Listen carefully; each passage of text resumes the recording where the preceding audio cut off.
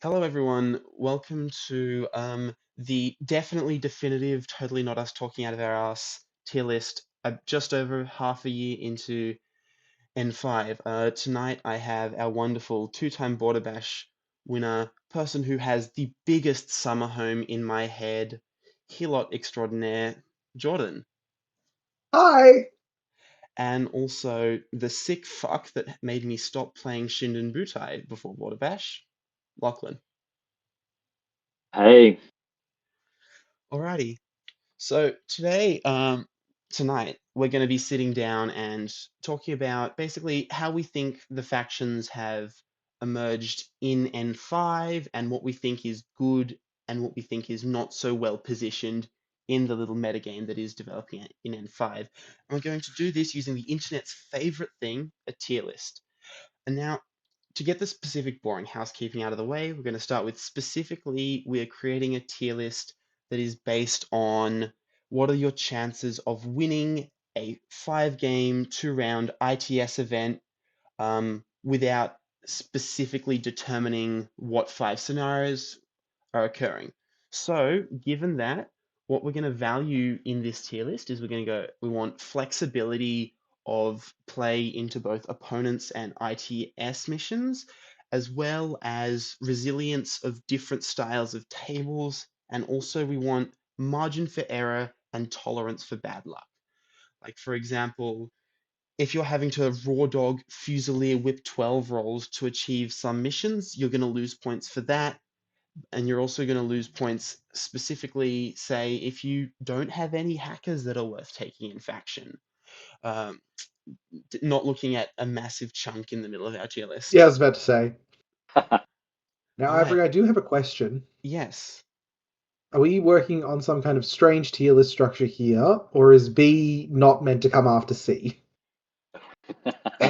Jesus Christ, I have no idea how that has happened. Yeah, I'm we're, we're very professional here at Neurocynetics, I promise. Alrighty. So let's explain what these tiers are, because as every important tier list happens, we need to explain what the tiers are.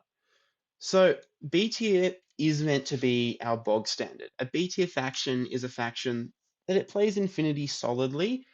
However, it's missing some forms of capability into some missions or matchups that would prevent you from just happily snap picking it into almost every tournament.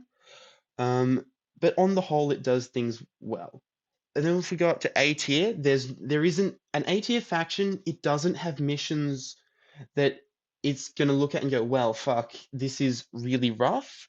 And there's not really any matchups that you walk up to the table and you start mentally kicking yourself with an A tier faction. You shouldn't see someone across the table and think, well, I'm going to need a miracle to win this matchup if you are an A tier faction. Now, if we go down to our C tier factions, this is what we would affectionately call a challenge faction. So this is the sort of faction you pull up when you've been going around, played a while, and you want to see what you can do with a less complete set of tools. There's going to be significant missing capabilities of what makes up a normally strong Infinity list, or significant missions and matchups you really can't play well into. Now, if we look up to S tier again, an S tier faction is something that is just a tier removed from all the others. There is a noticeable gap in power from the A tier factions where it's like, yeah, I'm pretty much happy playing this into anything. An S tier faction, it's like, Jesus, this shit is strong. And then if we go down to D tier, a D tier faction is a faction you'd hear about winning an event, and you would have to completely rethink the person that you heard that won this event with this faction. It's like, who are you? What? Please tell me more. Like, there needs to be a sort of perverse fascination with you winning if you win with a D tier faction. Does that make sense to people? Do we think we agree on that? you're Makes sense to weirdly me. sexual and. Go ahead, Lucky. It makes sense to me. All right. Yeah, your weirdly sexual interpretation aside, yes. Hey, if I think we're going to have one faction in that tier, and if anyone won with that faction, I would be deeply perturbed. I feel like there might be two. I feel like there might be 3. Yeah, maybe. All right. Yeah, So maybe even 3. let's start with Vanilla 012, right? Vanilla 012. 012 has always had the label of being like the jack of all trades faction, as long as Jordan and I at least had been playing. And I feel like they did lose some notable things at the very start of N5, like they're losing some of their irregulars. They really suffered from the picture change because Cyber Ghosts only being BS11 is rough with new pitchers. And also they lost Liang Kai, and there are some other little changes like minor Zeta nerfs, and that knocked them down a bit. However, I think that as we've developed flowing into the core of N5, I think they're probably quintessentially a top of B faction. They don't lack for anything. Their disco baller access is solid, if not amazing. But Hippie having regular smoke makes the Epsilon's life so much easier. Roadbots are still good. The Zeta is still good. You can now link their expensive heavy infantry. Um, yeah, what do you guys think? I think solid B. Like, I almost feel like it's more vibes for me on O12 because I don't know them as well, but I do think they just feel like a very, very solid epitome of B to me. Yeah. So I actually think they're the bottom of A tier. Oh, okay. So you say Zeta nerfs, but it actually, like, it depends how much you count Tackaware going away in terms of points, because it went down a considerable number of points as well. Uh, And at the end of the day, it's still a C plus with now fixed C plus HRMC tag. Not only that, one of my concerns with O12 in the past is that sometimes it felt a little bit like, okay, list 1 is like Zeta and friends. What's list 2? After the changes to the S5, the Gamma, right? yeah. Where I now think he's a really, really good, viable lieutenant for a list 2, considering he can't just be pictured and isolated now with the Warhorse. Mm-hmm. I think you have a really strong list 2. On top of that, Varangians are still excellent, and can Vanilla 012 duo Varangians if they need to? Uh, yes, they can. And they have AVA 4, so you could theoretically take 2 Varangian duos. Then yeah, I just Mm. think like Moonrakers are excellent as Yeah, well. even though they got nerfed because they'd no longer have the Yeah, template no, on the Raker. Yeah, so I think yeah. I think that's Hey, fair. counterpoint though, if you go A, I feel like B is just everything is just really good, right? But there's nothing you Mm. said makes me go, there's that Ooh, one thing yeah. that is just So it like would be the Zeta. The Zeta unfair to would me. be my unfair thing in O12, but so I think C what we plus should, HRMC is yeah. obnoxious. So I think I'm quite happy if we leave it top of B for now, but after we get like 2 or 3 factions on here, we revisit it. Yeah, it's fine. Sure. So now I think Starmada, I want to say that I think Starmada is better than vanilla. And my Oh, reasoning for really? this is I think you talked about Jordan how list 2 is hard to come by and now you have a good list 2 in vanilla. Well, Starmada's list 2, you get to link an epsilon with smoke grenades. You also get proper unhackable close assault in Starmada from Shona Carano in a way that O12 has to pay so many more points for because you've got to reach for a hippie to actually get it. And then you've got little security teams, which I really like in N5 now that there's a Psychop disco baller. So I would almost argue that these guys have to go bottom, that this is the bottom of A tier, whereas vanilla is a little bit worse. Mm, What's the points My difference between Hippie and Shona? Almost like 20 points difference. yeah, roughly like 20. Yeah, I mean that is a big jump So for like smoke. my issue with putting them higher is that once you move outside of the Zeta, it's not that the rest of the faction is fragile, but a lot of the other guns you're looking at playing, like you've talked about, right? Like a Psychop, the Epsilon, even though it is really good at smoke shooting, it is a little bit fragile still. Well, you've Like also got your beta next troopers. couple of, huh? You got beta troopers, which are Those are expensive though. yeah, 35 points for the two For structures, a guy, right? no, BS13 C plus 62 Mim 3 Remprez, two Yeah. structure. What Yeah, guns do they got? Like, I mean, Spitfires. I don't know. yeah. Yeah. I don't know. It feels a little bit like once like they have the Zeta at the top, which is great, but once you sort of reach for that second gun, you're sort of starting to compromise on either like the lethality axis or the Mm. like fragility axis. Personally, Also, does Sarkos sway you at all? Like 22-point infiltrating forward observer with a wild parrot? not really. It feels like something you play sort of because you're kind of priced into taking it as a specialist. Mm. I like the knight. I like that they get the Knight of Santiago a lot. Like I like Yeah, that killer hacker, that's a in Starmada. yeah, But that's a good profile.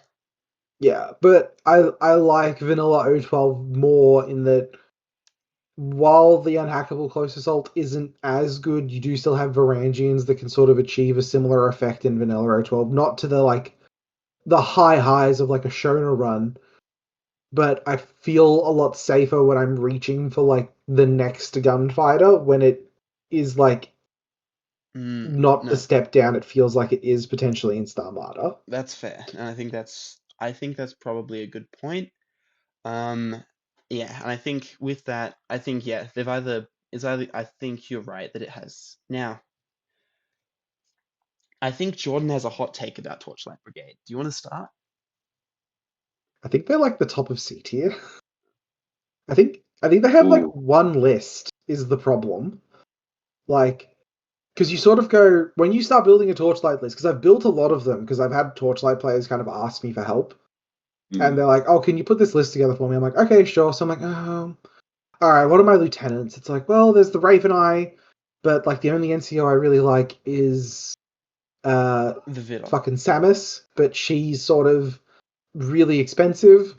It's like, okay, we'll start with like the Prime because it's a really good lieutenant, and you get the cheapest, like the best cock in the game with the Ment. It's like, okay, well now I need to like crack armor really effectively. Okay, the Wrecker's really good at that. And then you kind of start building out the rest of the list, and you kind of just end up building the same list with like very slight variations on it each time. And the problem is, whenever I've tried to build that like second list, it always feels like there's a lot more cases of just like, oh, this is kind of just gonna. This is the potential to really just fall on its face. Um, so you're not a fan of like the Vidocq as an NCO? It's fine. It's a one. It's again. It's a one wound guy, right? Oh yeah, no, I was more talking the doctor than the sniper. But the sniper is incredibly a one wound guy because it's not even MSV2. Yeah, and like the problem is as well, like their like line troopers just aren't good. Like the rovers just aren't that good, unfortunately. Yeah, the rovers Like are they're sort of the Zuyong's paying for extra shit. yeah yeah they are the epitome of like it's a guy. Like Yeah, I feel you've like got they're sort of not opposite, but they've got an opposite problem to CA in a way, in that they don't have a lot of low end that is just stupidly good, which then fuels different list variations. Mm, yeah when you're sort of limited by like the one flash pulse spot as well. mm, Like once you sort of have to reach outside the prime and the wrecker, it's sort of like things just sort of get a little bit awkward for me. I understand that might be just a Jordan building list concern, yeah. So but counterpoint, I do have a yeah, counterpoint. What if you play two Wave Riders, two Psychop multi marksmen, two Hellblazers with the Prime? So instead of the Wrecker, you play heavy into the info war side of the faction, using the fact that you're the only O12 faction that actually gets good link pitches. Because Wave Riders are good. yeah, Wave Riders are really good. I prefer just running like the Wave Rider Hellblazer duo. Mm. Like that Yeah. just speaks to me a lot more. But the problem is as well is like your info war is really good, but if you spend pitches disabling like their tag, you're not spending orders disabling and trying to kill their hackers, and then the wave riders are vulnerable to getting like that return pitcher fire or like the return fire basically, and you haven't killed the tag, you've just sort of slowed it down. I mean, so this could be a experience that's just been more with the quality of people that I've played tags against, because almost all the really good players, at least locally, and that I've played, they've moved more to HI over tags. But I've found that tags have been in N5 a problem that I'm happy solving on turn 2. Okay, that's fair. So I would say yeah. I would say we'll put it C tier for now, but I think it might creep up to B tier as we get more stuff on. I can see that happening. I just it's the list too where I'm just like I haven't seen a list too where I've gone, okay, I really like what this is doing. I understand that a lot of people really like Jamie, and that's maybe just a me thing, probably, but yeah. It's not like you can't build good lists with them. It's No. just maybe that variation isn't quite there that some other that's have, and that's natural to a newer faction, right? Yeah, that's what I'm trying. I think that's what I'm trying to get at. And it is a significant weakness, is if you sit down across the table from a Torchlight Brigade player and you can pretty much predict like 80% of their list, like that is a significant detriment to the Torchlight player, because they're actually having to think about what you're playing a lot more than you have to think about what they're playing. Yeah, fair. All right. As our resident Nomad player, what do you think about vanilla, Lachlan? I'm not. I mean, let me collect my thoughts. I think they're decent.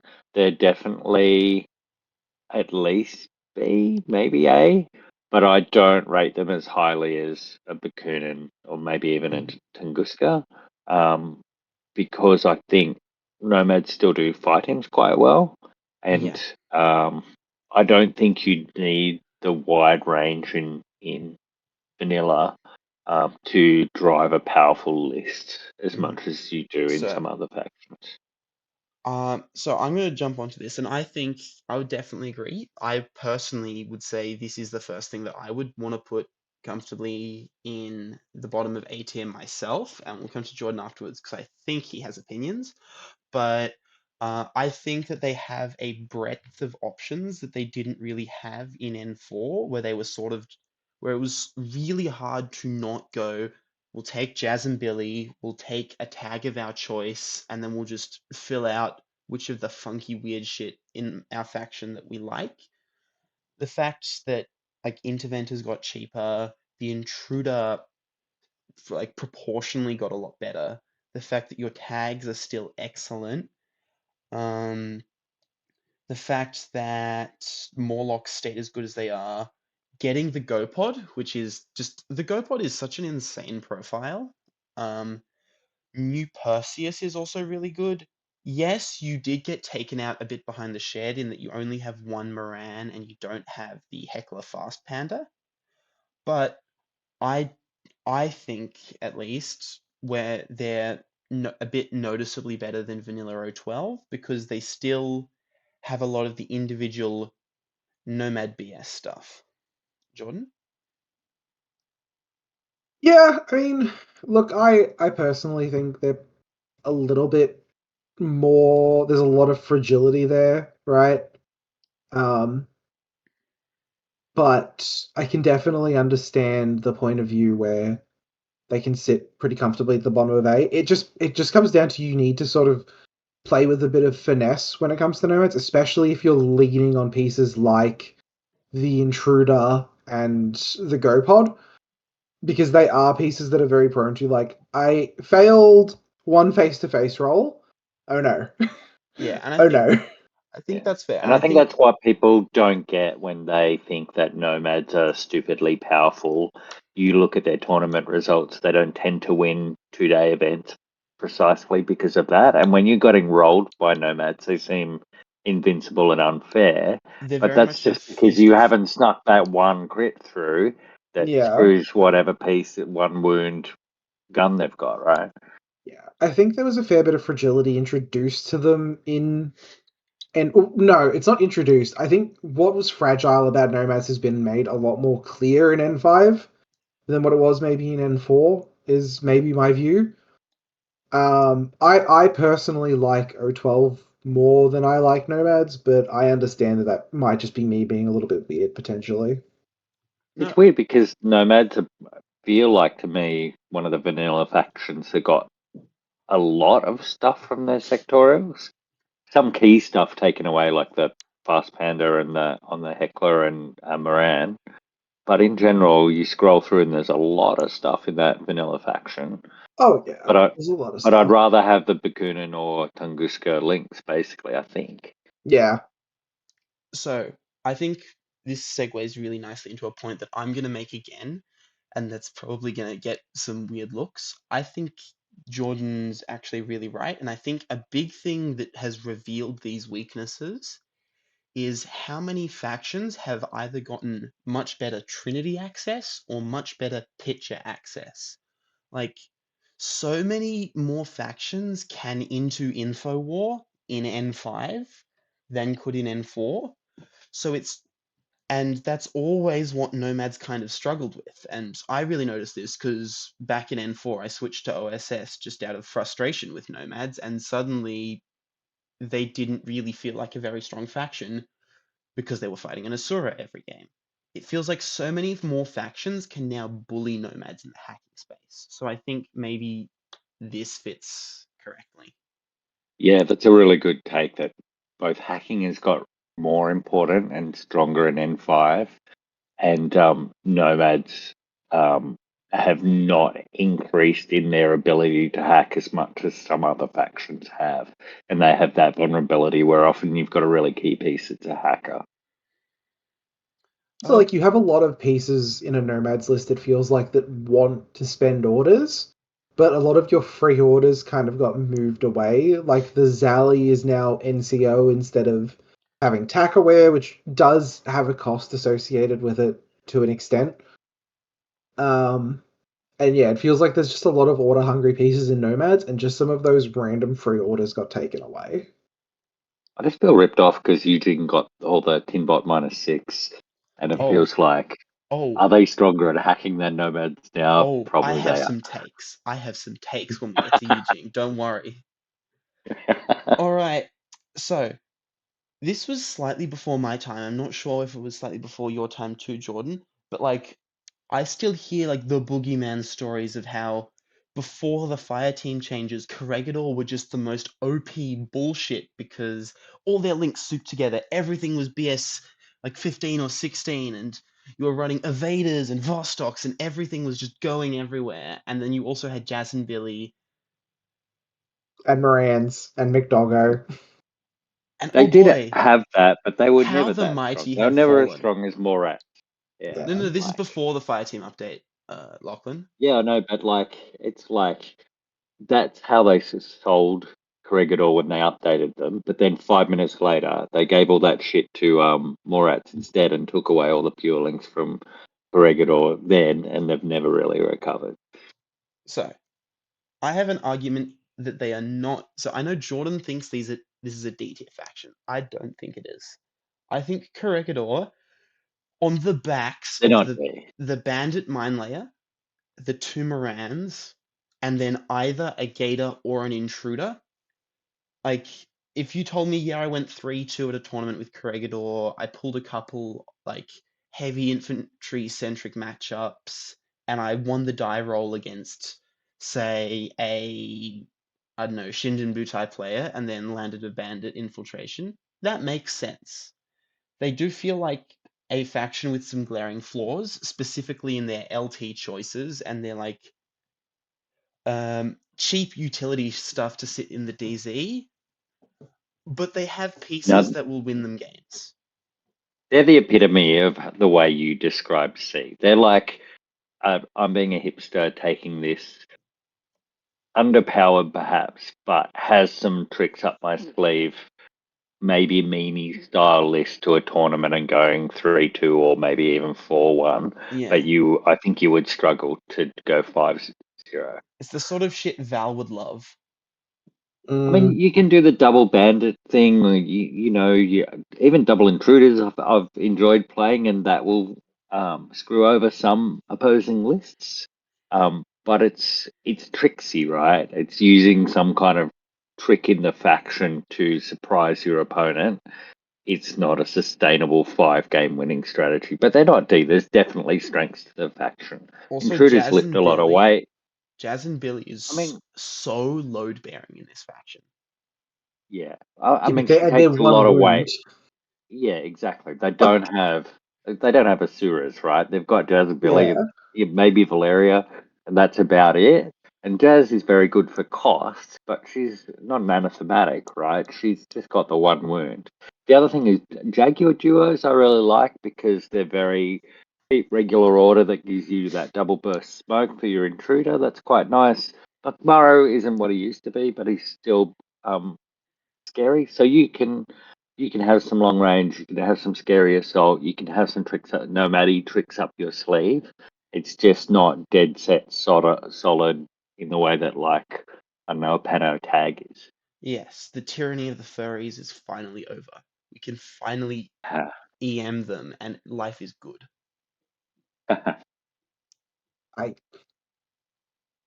I think they're D. I really do. Like the way you describe No. D of like, if someone won with this, I would like be surprised and I would like you like I can't imagine anyone not specifically named Rob Wright winning a tournament with Corregidor. Like I understand that you really like the Bandit Mine Layer and stuff. Like, yeah, 2 Morans. But then it's like, oh no, my opponent had, 2 unhackable close assault warbands, and then my Or my DZ got opponent just destroyed. had Nasura and killed Yeah, Jazz through a repeater. yeah, Ouch, right? And then you've got no ex- more hackers. yeah, exactly. Like I feel like you're building like a house of cards, and it's like, okay, but if I remove this one card, which you are giving me the tools to do by deploying a bunch of repeaters in the midfield. Okay, but Jordan, at least there's a house being built of some form. Like, at I least there's Yeah, but walls here. Like, at least there's walls here. Like, I think we're I gonna get come to that. at least 2 factions that we look at them But as you like, just got nothing. oh buddy, you poor You thing. are at least you're at least going through Corregidor in Army going, oh, that's a cool thing to take. Yeah, that's got a trick. That could be Yeah, powerful. And it there's some feels factions you are not doing that with. that's fair, I guess. It feels like it's like, yeah, these like 2 or 3 like really cool things, but you can take like one of them, right? Like you can take one Jazz and Billy. Like, I think I remember at one point in N4 I was talking about to someone. It was like, oh, what's better, the Dartok or Jazz and Billy? I'm like, the Dartok because I can take 2 of them. Yeah, I mean, Like, exactly. yeah, look, I look, I'm willing to leave them in C, provided they stay very firmly at the bottom of C. Alrighty. So tempted to take them now. So let's do Well, Tunguska you're one of first. the other people who I would not be surprised if they did like, were they like, oh yeah, I went like 3-2 with Corregidor, and I took no guns either. It's like, yeah, it sounds like something someone would do. Like, Alright. So I have a little rant about this stupid fucking army because Lachlan, this man. So I had decided, and I bought all of this beautiful Shinden Buta, and I decided I was gonna paint it like this in beautifully, like the not beautifully. I'm not a very good painter, but I was gonna paint it like the Japanese traditional print paintings. And then You're gonna love it. I played like 3 games, and I was loving the faction. I played like 3 games into Summer's Tunguska. I lost the die roll every time, and then I took White Banner to Border Bash. Tunguska, while it may have some gaps, there is just so much like the turbo concentrated bullshit the 5-man pure Hollow Man link is insane. And the fact you get to back it up with interventor hacking is just rough. And that's not even talking about the Zalamandra, Puppet Tactica, the Zon Nort, which is just incredibly useful. Perseus. Yeah, Perseus, who gets to join that link and be pure. Rounders, which are just a random NCO MSV1 marksmanship Red Fury or multi-marksman rifle, or a hacker upgrade Trinity for 21 points. And then you also have a Kulak that is a killer hacker with Carbonite and a Disco Baller for 20 points. I think they have this has to be our current top of A. There's just Really? so much Ooh, good in there. I would there rather. is good, but there is also vulnerabilities. I went 4-1 at Border Bash with them, but I was in loss of lieutenant twice. So because that, even now when the points went down for interventors, I was like, oh, finally, it's easier to take an interventor and another interventor dummy lieutenant, but you just don't really have the slots for that, I found. And so, Yeah, although they have some strong things, they have some vulnerabilities too. I think, like, correct me if I'm wrong, Lucky, but I think part of what leaves me having some questions when it does come to Gusk, right, is if you are taking that 5-man, like a Hollow Man link, like, what's your gun then? Because I remember you saying, like, oh, white noise and, like, the missile launcher. And it's like, yeah, Yeah, I that's, literally did not. Surprise for me, I didn't really have a gun, right? yeah, But that's how I play. I had two yeah. missile launchers instead of putting a gun in there. Yeah, but even just looking through the guns, right? It's like the Hollow Man has like a Spitfire you can potentially take. There's like the Rounder Red Fury. There's the Go Pod, which is like the Go Pod feels load bearing if you want to take a gun that isn't the Zally, I feel. Yeah. I mean, Um, there's also closing to within 16 and then applying Perseus. Because remember, your entire link is super jumping incredibly quickly. yeah, And you but have that both. is considerably more order intense, right? Well, The one of the good things about that link is it can do multiple things, right? It can push the Yeah, buttons, it can fight, it can um, move to a better location, it can throw pictures while it's moving, it can yeah, hack while it's moving, can do all those things. And although you don't have a super long range gun necessarily, unless you've got the Sally, you have burst 3 smoke on Perseus or white mm, noise to block visibility wherever you want, right? yeah. So it can get to the places it wants to go. so I think, yeah. But So it is order intense to do so, right? And It is. you are You opting doing into two things at move. once. You can't be shooting then moving to the objective. You've got to be shooting Yeah. and moving to the objective. Yeah, and um you're also opting into, in that case, right? You're opting into like the mental load of moving a 5-man link around, which is a Yeah. lot. yeah, And slows games down. And don't forget, I mean, Hollow Man are good. They're very recoverable, but essentially they're BS 13 HI, right? Like Yeah. 14 if you got the full pure link. But it's not like they've got min -6 or, you've got to recover them. And they have taken a fair nerf. Like when I chose Tunguska for Border Bash, that was when Super Jump was way better and Speedball was way better, and both those things really, really suit Holloman, right? Oh god, So yeah. they've come down a little bit from there. I think I would be more like bottom of A, top of B, I think. Yeah. so you think they're worse than O12, and you think I'm just traumatized by Lachlan? I think you're definitely traumatized by Lachlan. I mean, on the other hand, like BS 14 super jumping pitches with the special dice. Yeah, Yeah, like it's that's good. yeah. So I think I think that's a good. So I I have think a you could flip a coin and be happy either way, basically. yeah, And that's really good for Tunguska. yes. So I think in a vacuum, right? If we don't think about any other factions, we don't think about anything else about what's good into Bakunin at all. If we just look at Bakunin in a vacuum, I think they would be easily here.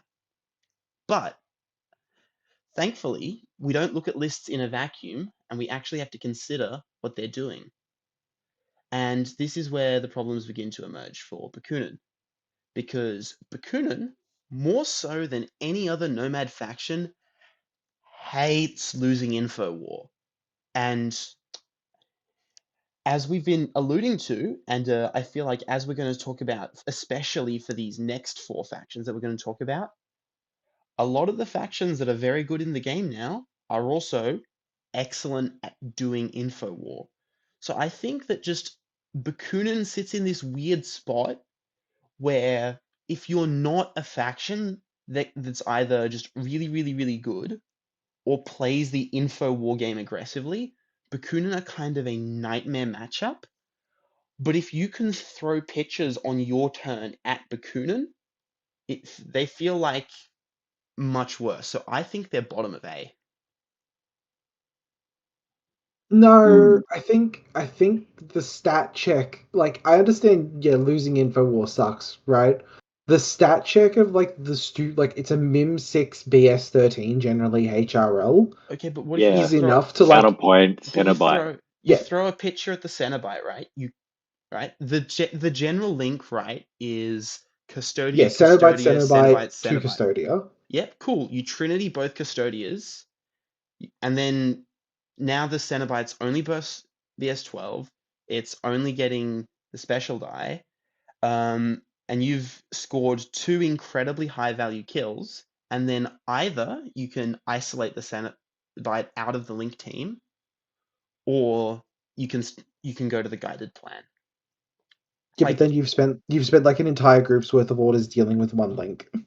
I mean, I feel like I'm very happy to make that trade. If I spend a group's worth of orders inflicting 3 casualties and setting up a pitcher as the turn player on my first turn, and that's not my entire turn, that is an incredibly solid first turn. And then think about what Yeah, but the it's still it's Bakunin still a player has two lost. it's still a two hacker link is the problem, right? Like I think it's a little bit magical Christmas land to go, yeah, like I just throw the pitcher and like 100% of the time, like I'm just gonna be able to Well, catch only one of the no, you custodias. catch them both. You just like you do catch them both. Like almost Yeah. all of the factions we're going to go through can actually take that fight. You either ignore the killer hacker or you can split burst. And I think so. Yeah, I can't think of a lot of one wound hackers where I'm happy to take the odds on that. So I think the point is, and what we're going to go through is, I think a lot of the hackers people are taking to do this aren't one wound, but we'll see as we get to them. So I'm How happy with about though? leaving them Yeah, here have you for considered the now. fact that you can put a Zoe or a rounder in a link with a Tinbot -6 if you Yeah. really want to defend against that? Like, Okay, ranked it to me at but then you're not taking, are you saying in addition to the Cenobite Yes, you well, link? that can. could be That Cenobite link is dirt cheap. Yeah. But then what I'm saying is like, yes, Zoe still has hackers there, but like that link is so pitcherable. Like that Cenobite link is so vulnerable to enemy active turn hacking. Yeah, yeah, but it if all you're doing is isolating a Cenobite, though, you're still gonna have to take a fight with the Cenobite, and if you don't have MSV, it's not a fun time. I mean, and 112 versus like probably four, like assuming worst case scenario is probably something like 112 versus 4 9s.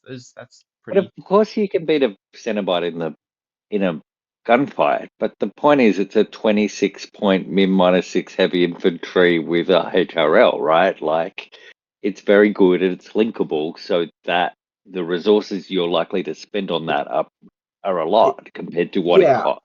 I Okay. think I think you're a little bit like I've been playing White Banner for 6 months, and you're You're like, not oh, wrong Well, this, that no. that is a vulnerability yeah, of Well, I was Bakunin, doing but it it with is also a I was doing it with Shinjin defendable. Butai too. So I don't think it's yeah, just White Banner. I think when we get through yeah. it, so I I It is think we need to definitely a relook at them. vulnerability that is I there. think we need to relook at them after we've set up what we think is the best stuff in the game. Maybe. I like I said, I think it's a little bit like you specifically have been doing exactly the thing that punishes Bakunin for like a couple of months, and it makes them look a little bit worse by proxy. But into an open field, you feel very safe with Bakunin, I feel. Mm. So yeah, and I think once we finish, I think you're gonna feel incredible into everything B tier and below, but I think you're gonna look at your peers and look up and feel quite awkward. But we'll get to that. So Yu Jing, I think Mm. Yu Jing have made out like fucking bandits this edition. Like What were Yu Yeah, I Jing's agree. biggest problems in N4? Oh, they were sort of taking expensive heavy infantry and then having to spend slots to fill to 300. Do you mean Um, like? Oh, do you mean vanilla specifically? yeah, in vanilla Yu Well, Jing. yeah, it was you didn't really have like a specialist worth a damn, Yeah, and didn't you have were a like, specialist oh, worth a here's my Wasn't damn. that four, wasn't here's that your Quan problem? Chi. You could kill everything, but you didn't really have anything in your list to push buttons with naturally. It's like the opposite of Nomads. You build a Nomad list in 13 out of 15 of specialists, and Yu Jing, that's never been the case. But in N5, it's a lot better. And It's then insane. also, right, Yu Jing, all of its guns were so expensive. So you could end up with these lists where it's like my hack tower must fight the world, and if I need to fight an arrow on the other side of the board, I'm a little bit fucked. And this is where Gudan come in, right? For Yu Jing in general. And then N5 descends on a fucking ray of sunshine, like, hey, Yu Jing, would you like some pitches and some eclipse smoke and probably the best defensive unit in the game? And then also HI across the board are all going to get cheaper. How would you like Yeah, this? And so I think, HI across the board all getting cheaper sounds like Yu Jing edition, doesn't it? Like, yeah, hello. That and like very specifically stuff like the Yan-Ho just getting so it got cheaper and it got immunity arm. So Yeah. Yeah, now it not is only did they like get cheaper, they got better. and then yeah, also, like Jordan was mentioning, they having some issues for a specialist that didn't feel at least a tiny bit awkward. You know what a three wonderful specialists to put in lists? Dockerby, Hideout Killer Hackers, and a Zencha. Zencha Hacker with Upgrade Trinity. Those are really Yeah. nice to put in a list, aren't like? The fact They that the get a fact lot that of hacker Zencha with upgrade Trinity. Like, yeah. The fact that Zencha starts in the midfield, like for a mission like Supremacy, it's just like the perfect piece. Yeah, I mean, it's not cheap, but it's like 34 it's good. points. It's pretty cheap for what it is. Yeah, I mean, 34 is a chunk of your list, though, right? Yeah, but Yeah, it's like, well, Not it is. trivial. It's objectively like a tenth of your list. Yeah, and also I mean, to be fair, you'd work. they also benefited from martial arts 3 becoming fucking insane. So you have Yeah, 6.2 dice on 26 close combat monsters just in your list Yeah. casually. Well, yeah. even Everything just in N5 has made them better, basically. yeah, Yeah. even just like the breadth of options they have access to, right? So like your top end is it's kind of wild how many different things you get to do. You can choose to do Hacktow things, you can choose to do Yanho things, you can choose to do Blue Wolf things, you can choose to do fucking Sujan things because Climbing Plus is good again, and Stealth Ops exists now, so you can have the Stealth Cat. The stealth, yeah. Also, The stealth do you know cat. that But vanilla do you Yu Jing include? is one of the few vanillas that gets a hacker that can break enemies' stealth? So they're also one of the factions that is actually not shitting their pants into enemy stealth cats. Hmm. Hold on, Corregidor can do that. Should you put them in S? I will fly to Sydney, Lucky.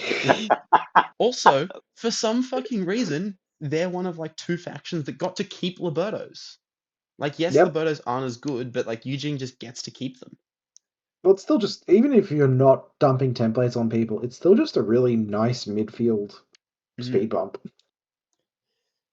S though, is S too far? Also, No.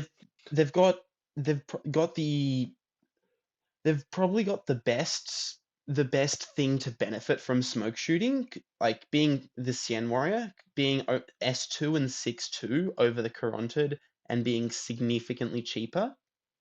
Like, yes, the Caronted has other pros, but like they don't even need to take the Cien because they have so many other good guns. Like, Yeah, like you can comfortably fit so much in a Yu Jing list, especially since now you don't need to dedicate like 4 slots to like Guangxi. you can just run 0 Like Guangxi and you'll be Yeah, fine. you just run 0 of them now. You like your you don't options need have them. opened up to such a degree. And again, when one of the main weaknesses was, you know, you look at a Guilang and you're like, oh, maybe, but now you look at a Zentra and you're like, yep. And Yeah, Like, if you really want to be yeah. a hipster, you have they just gave you a 30-point combat drop explosion hacker with an inbuilt firewall neg 6. That is so good. It's so good at IA as well. I love it. Like, yeah, and if you're dedicated to like N4, like Longyar still exists. Like you're obliged to say that Longyar still exist. Otherwise, I will And be that shot. have you come across the Hacktail +1 burst Yeah, missile launcher? That thing is a that's beast. that's actually a competent active gun now, and like the biggest problem with being like a 58-point ARO piece is gone because it can now do Yeah, stuff it's in a active. Swiss Guard missile launcher that also wants to fight in active. It's What the so hell is that? funny. Like as soon as you get like hacked out once, and it's like fuck. I mean, I That's always used to love awful. the HMG and N4, but God, because of the NCO, I guess. But oh my God, that missile launcher. Yeah. Like Also, I very comfortably built like vanilla Yu Jing list in N5 where like I get both a Yanho HRMC and a Hacktail HMG, and I still fill out the rest of the list comfortably, and I'm not lacking for specialists. It's like, yep, it's they like they I that. just just do a think lot. This is Judan nice. just changed the whole game. 12-point, 12 great point defender with Zapper camo. is insane. It's so good. Yeah. Yeah, no. Especially at the start of the edition as well, when like everyone was just like DZ diving every fucking game. Yes. Like it's just such an annoying thing to have to walk past. Yeah. Yeah. And it could And have the flamethrower. I'm going to get on a little bit of a soapbox here. Yes, it is expensive. I will acknowledge that it is a very expensive model. You're about to say Dowf, tell to say the fucking Guija? Oh no, the no, Delphi. the Okay. Dowfei Spitfires got a fucking glow up. The fact that the camo marker that's walking around in the midfield, the camo marker in the midfield could suddenly activate and be surprise, I'm an AP Spitfire that's also a specialist operative. What are you going to do about it? Is just really nice. I don't know if that's a you thing. But I mean it's not bad, but it just feels very N2 to me. Yeah, I think that's definitely our first S. So Yeah, I have 100%. some There's I things. don't. I I have just some. like to put a Yeah, dissenting vote. I put it top of A. I'll let you have it. I've got some. I've got some things to say about ISS. So ISS, right? Um, one of the few knocks that I can even think of versus vanilla Yu Jing is it's not really feasible to give their VS 12 and 13 pitches a special die, which is a shame, but you live with it and you can just you take an Evobot and you take a Rushi and you go, oh no, here is my budget smoke shooting. How will I ever cope? But We- in ISS, you can actually link your pitches so incredibly easily. You also get excellent smoke shooting and easily linkable smoke grenade launchers to ensure that you can incredibly efficiently smoke shoot. And then also Koga Ninja and Adil Mahmoot are both just kind of insane. Yeah, your guns are noticeably worse than vanilla Yu Jing. Yes, they are noticeably Like worse. noticeably worse. Yeah, you're And like running. they're noticeably worse than like the sectorals as well. So you've got the Cien that can smoke shoot quite incredibly, and you've got Dakinis. So your top end is worse, but I think you have such a range, like such a depth, and then you also just have so much other stuff. Like all the Koga Ninja randomly just have they're drowning in EM. So if actually tanky stuff is standing up, you can just brick it. I get like I understand that you've had someone in your ear who has gotten you very high on ISS, Yeah.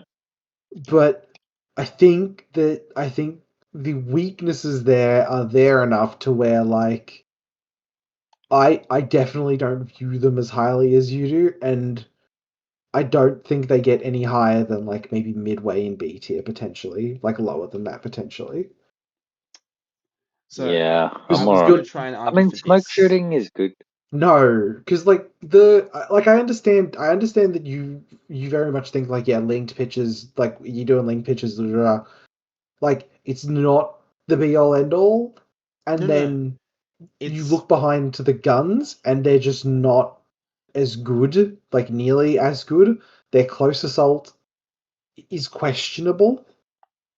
I mean, And code smoke green's shooting's quite okay, but it excellent. always takes setup, right? Like if you're Yeah. relying on smoke shooting, Well, I you've got to mean, find angles. You've got to not get your smoke throwers killed. It's not yeah. as good as having min -6, say. Oh no, it's definitely not as good as a hack tower, but I think, yeah, the only thing you're really losing when you compare yourself to like Nomad guns is you don't have the tags, which is potentially a downside, which is very fair. But personally, I think the fact that you get to link pictures, the fact that you get to link a dill, and a dill crane rank is just a wonderful bundle of skills. And the fact that Yeah, you have such a good midfield, like the fact that the Koga Ninja Mine Layer, it's a 6-2 climbing plus EMCC expert that puts 3 camo markers down, and one of them's itself, one of it's an EM mine, one of it's a decoy.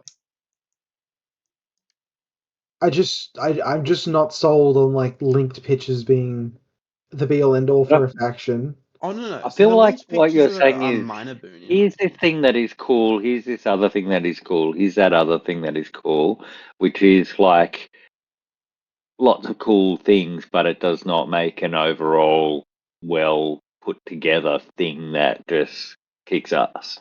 Mm. Yeah, So I'm just not sold on.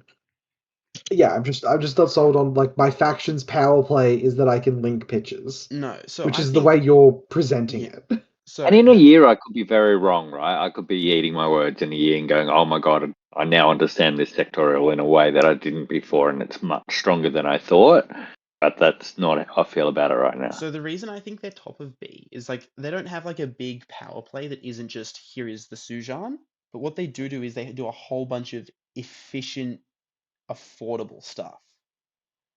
Like the duo of Dava Killer Hacker plus Dakini HMG, um, Ad Adil being good disco baller, acceptable specialist, sensor, continuous damage AP Spitfire, and then he also bullies other CC experts that don't have natural born warrior very well. Yeah, he's a good Yeah, piece. He's you are just also you're expensive, and he can describing do yeah, everything. yeah, like you're describing like pieces that are like not cheap. Like everything you're describing is really good, but I need to like, can you fit all of those things in a list, right? Yeah, let me send you a Yeah, list because I is do it a actually have a cohesive list list about that does this. everything? Yeah.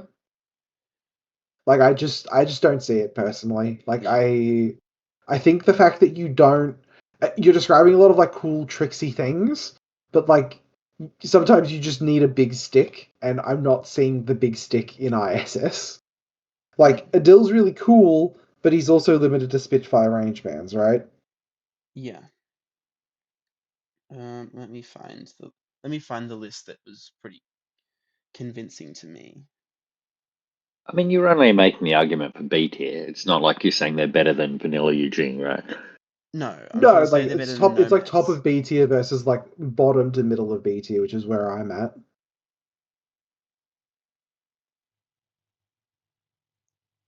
That was the list that was quite convincing to me. Like the fact that you have like the fact that Guangxi are kind of real models in this faction lets you afford a lot.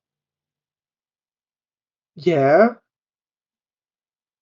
I I'm just not it's a cool list, but like I think there are just better white banner lists. I think there are better um IA lists. Like I think there are better Starmada lists. I think there are better Nomad lists. Okay, that's fair. Yeah, it's a cool list, but I feel like a I'll let myself screenshot get of a cool overruled there. list. Yeah, Like, it just does not overall a powerful faction make, right? mm, so I mean, it might be middle of B, maybe. I don't know. well, yeah. I So think we started off at the bottom, and then if we feel yeah. if we're not if we're not convinced by other stuff, we can start sort of moving it So up. I think IA has to go here or here pretty sensibly because I think IA fundamentally has a problem that aside from its incredibly expensive solos, it is a sectorial of just a guy. They are affordable just a guys, but they are incredibly just a guy. And they have like one acceptable actual close combat piece. And it's Bishi, and she's so expensive. Yeah, I think Yeah. I'm not sure what's been going on here in Australia in particular, where like IA has just had a tremendous amount of success this year. I think we've had some very good players playing IA. Like personally, I want to argue for this specifically on the back of if shit hits the fan. I think ISS can play better rat bastard Infinity to play the objective and scrape out a win. I think IA on paper it looks better, but it's more fragile, I think, than ISS is. I don't know. I'm not sure. Like IA has a lot of good stuff going on. Also, like IA's always been criticized for being a really shallow faction, but in N5, like every list I've seen has sort of like opened up a lot more than I'd expect. Also, I think it's really hard to put them lower than IA when they have Gudan. You mean ISS? Yeah. No, Than that's fair. ISS, yeah. Yeah, no, that's fair. Like, Gudan, I, defending with Gudan just takes a mental load off you from like experience. It's like I have two yeah, Gudan, my deployment is so much easier. yeah. Yeah, I have a crumple zone. Yeah, like I'm looking at like the ISS crumple zone, and it's like the Celestial Guard and the Quangxi, basically, and Well, like your TR bot. Well, it's your TR bot, it's the mines from the Koga Ninja, it's the Koga Ninjas and their decoys. So Wait, it's but it's just an EM mine from the Koga Ninja, right? yeah, but it's the Koga Ninjas, it's itself, it's the M mine, and it's also got decoy, so it does create obfuscation. Yeah, But no, But I then a like lot think of the things we're saying about vanilla, a lot of these things exist in IA, right? The Hacktail exists there, the Gudan exists there, not the having monks is a not big having thing. the Shaolin Zencha is there. having Yeah. having zero smoke and your only really good disco ballers being on the Moang does noticeably hurt. Oh, yeah, that is The something I knowing's forgot to pretty mention for good. the for vanilla as well. Is the Mowang is serviceable now? I don't want to Yeah. say it's good, but it is. No, it's good because it has a disco baller.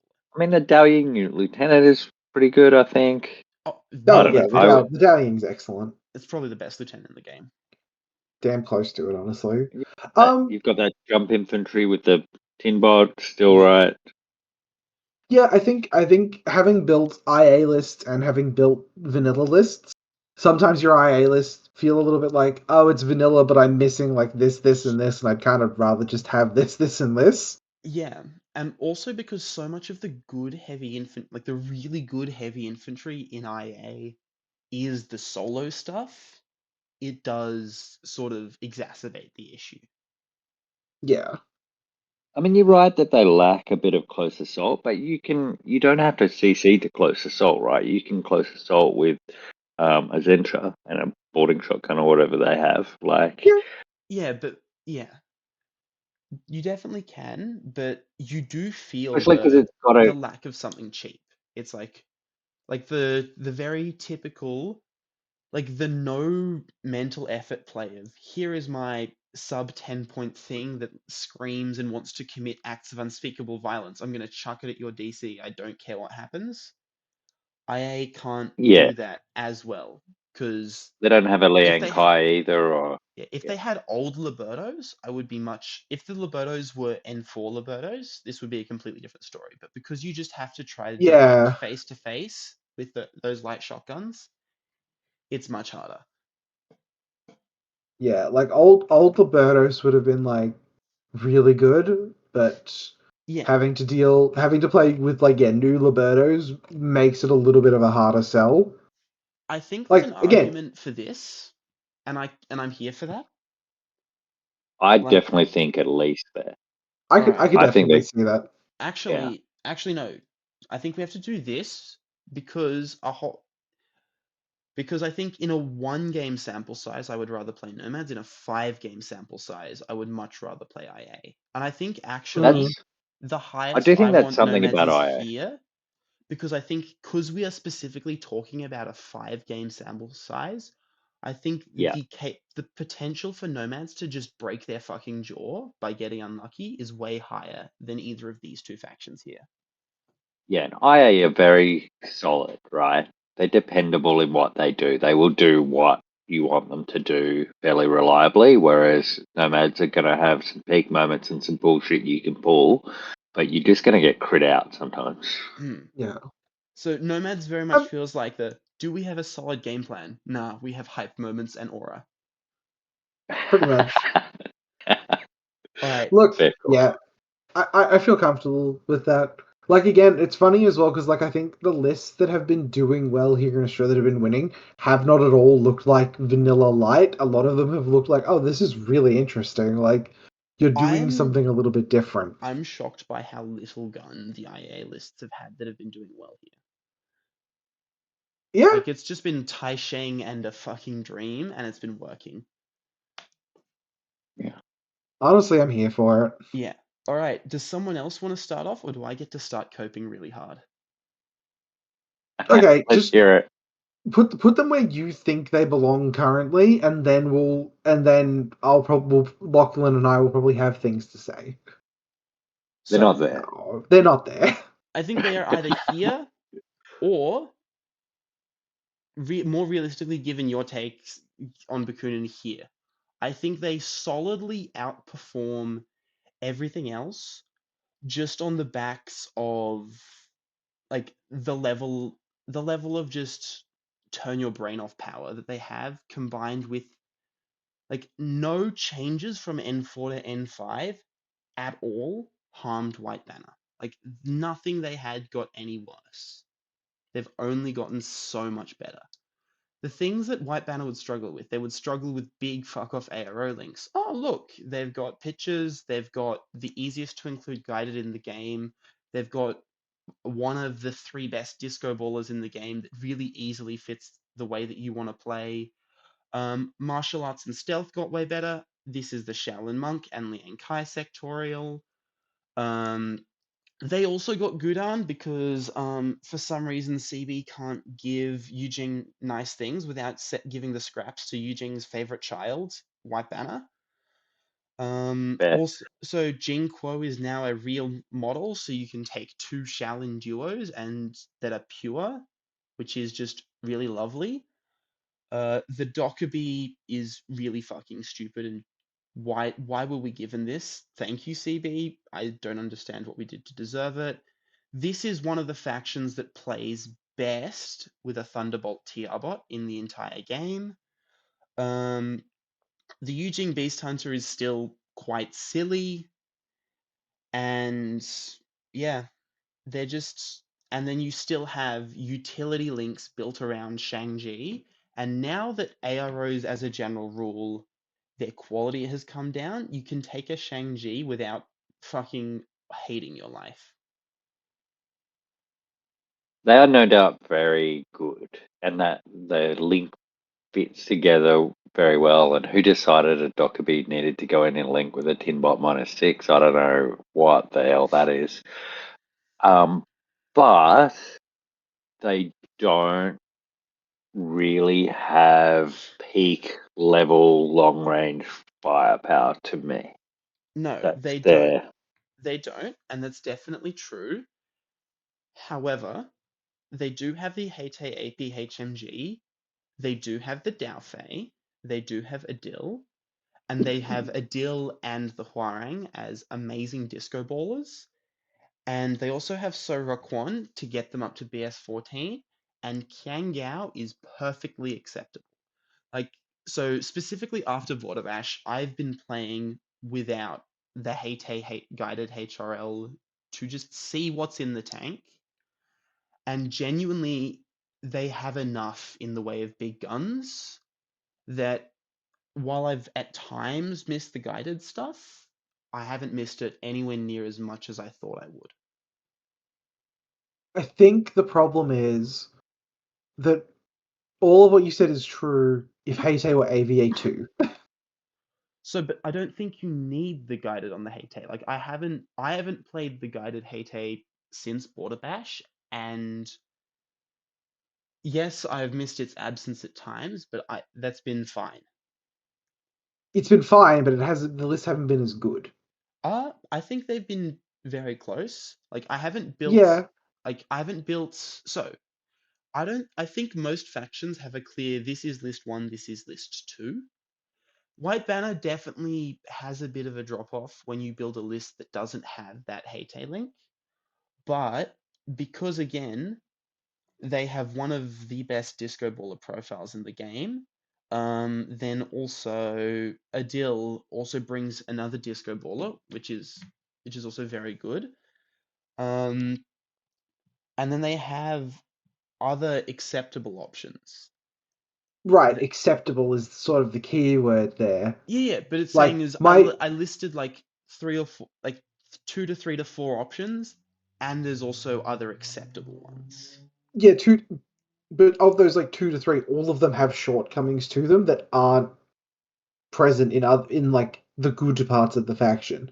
Like Quangao is fine. He is just a BS13 guy.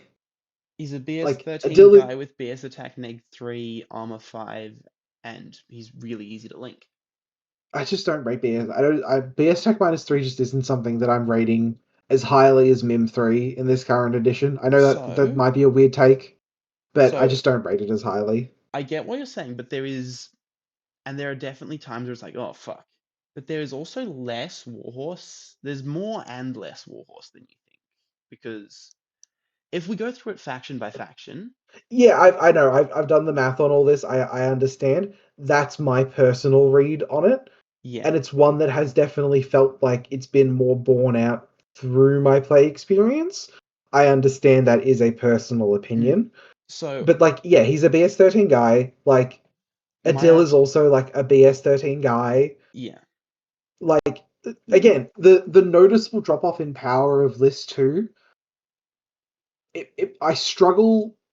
I feel like I build 2 good lists with O12 better than I build 2 good lists with White Banner, where I'm not making concessions on a bunch of points. So Which can definitely be overcome by being really good at the faction, which you are. But I think if you just hand White Banner to people and you go win a 5-round event, they're gonna end up playing a Heyte link 4 out of 5 or 5 out of 5 games. And in one of those games, the Heyte is going to go down to some unfortunate occurrence, and the backup in the Heyte list is just nowhere near as good as the Heyte. well, so specifically, you can fit the Heyte link in a Blue Wolf though. You can.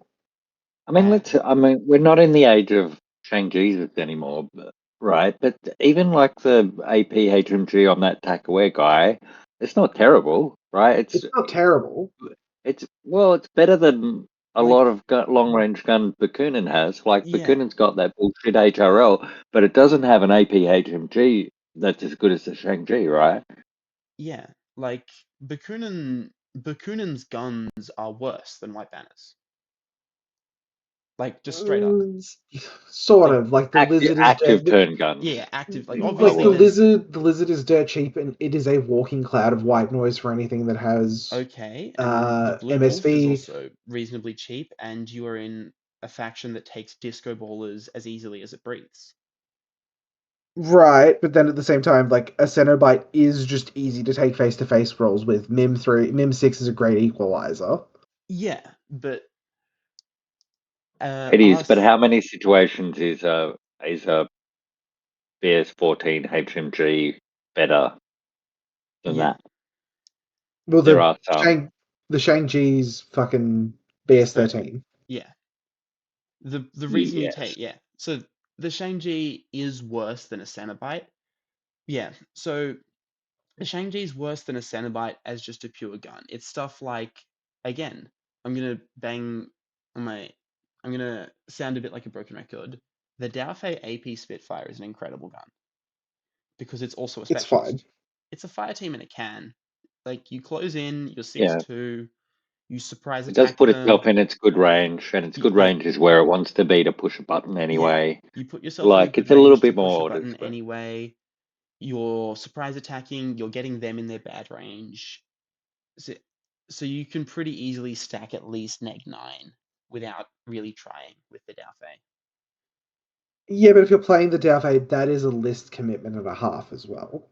Yeah, Totally. Like that was part of the issue with Oh, like the no. list you played into me at Border Bash, right? Is like So I'm speaking about once the something AP Spitfire, which is a sure, fundamentally it's a different similar. list. Yeah, is it a similar cost to the hacker though? It's same cost. Then yeah, it's a little bit like, Look, they're around about the right place. I don't think they're ahead of Bakunin, but I that's think that about. I think they're definitely better than O12, just because they have more stuff. Like O12 has to. There's more of a burden of execution on the O12 player, especially defensively. yeah, I feel. could see that. Here's where I'm going to be at. I think, like, I feel like the bottom three of A tier is going to end up being Yu Jing, O12, and Tunguska probably. White Banner, O12, and Tunguska probably. Mm-hmm. All right. So this is going to be a fun one. Let's talk about vanilla Pano.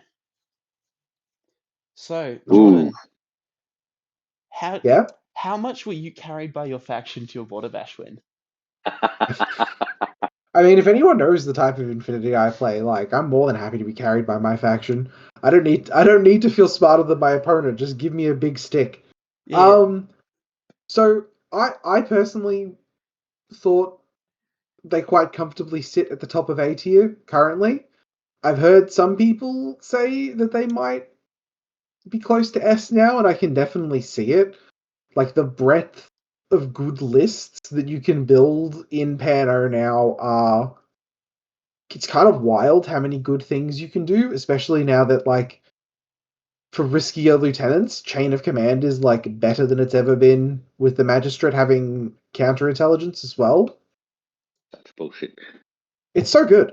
I could definitely see them sitting in S tier, but I'm more than happy to listen to arguments as to why they might not be there and they're just the top of A. What So- happens if your motorized bounty hunter fails its first armor roll and you need to close the assault? Yeah. In the game against Ivory, No, just in general, right? Like I punched with a Teuton.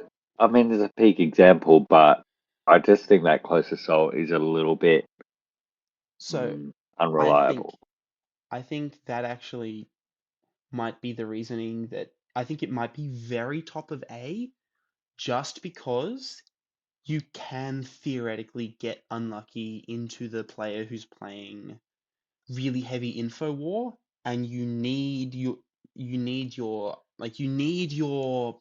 Banshee killer hacker to win some face-to-face rolls, and you just get crit, and then it's just like, well, fuck, my Teuton can't get where I need it to go because they have a Sixth Sense hacker. But how many Sixth Sense hackers are there?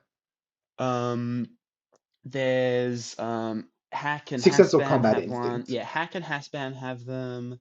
Well, you Vanilla need to Eugene dodge has an it. EM mine, ISS has right? it. Or Yeah. I mean, look, you know, Teutons dodge mines all the time. That part I'm not super worried about. Yeah. but it's the dodge The take away dodge the in hotel, hacking area. which Yeah. Yeah. So I think I'm convinced that they are the very top of A. And just because of the same thing of it doesn't feel like you're fundamentally playing a different game the way it almost feels like when I build a vanilla Yu Jing list. I can see that. Like again, I'm happy with mimetic shooting is very good in M5, right? Which it's insane in N5. yeah.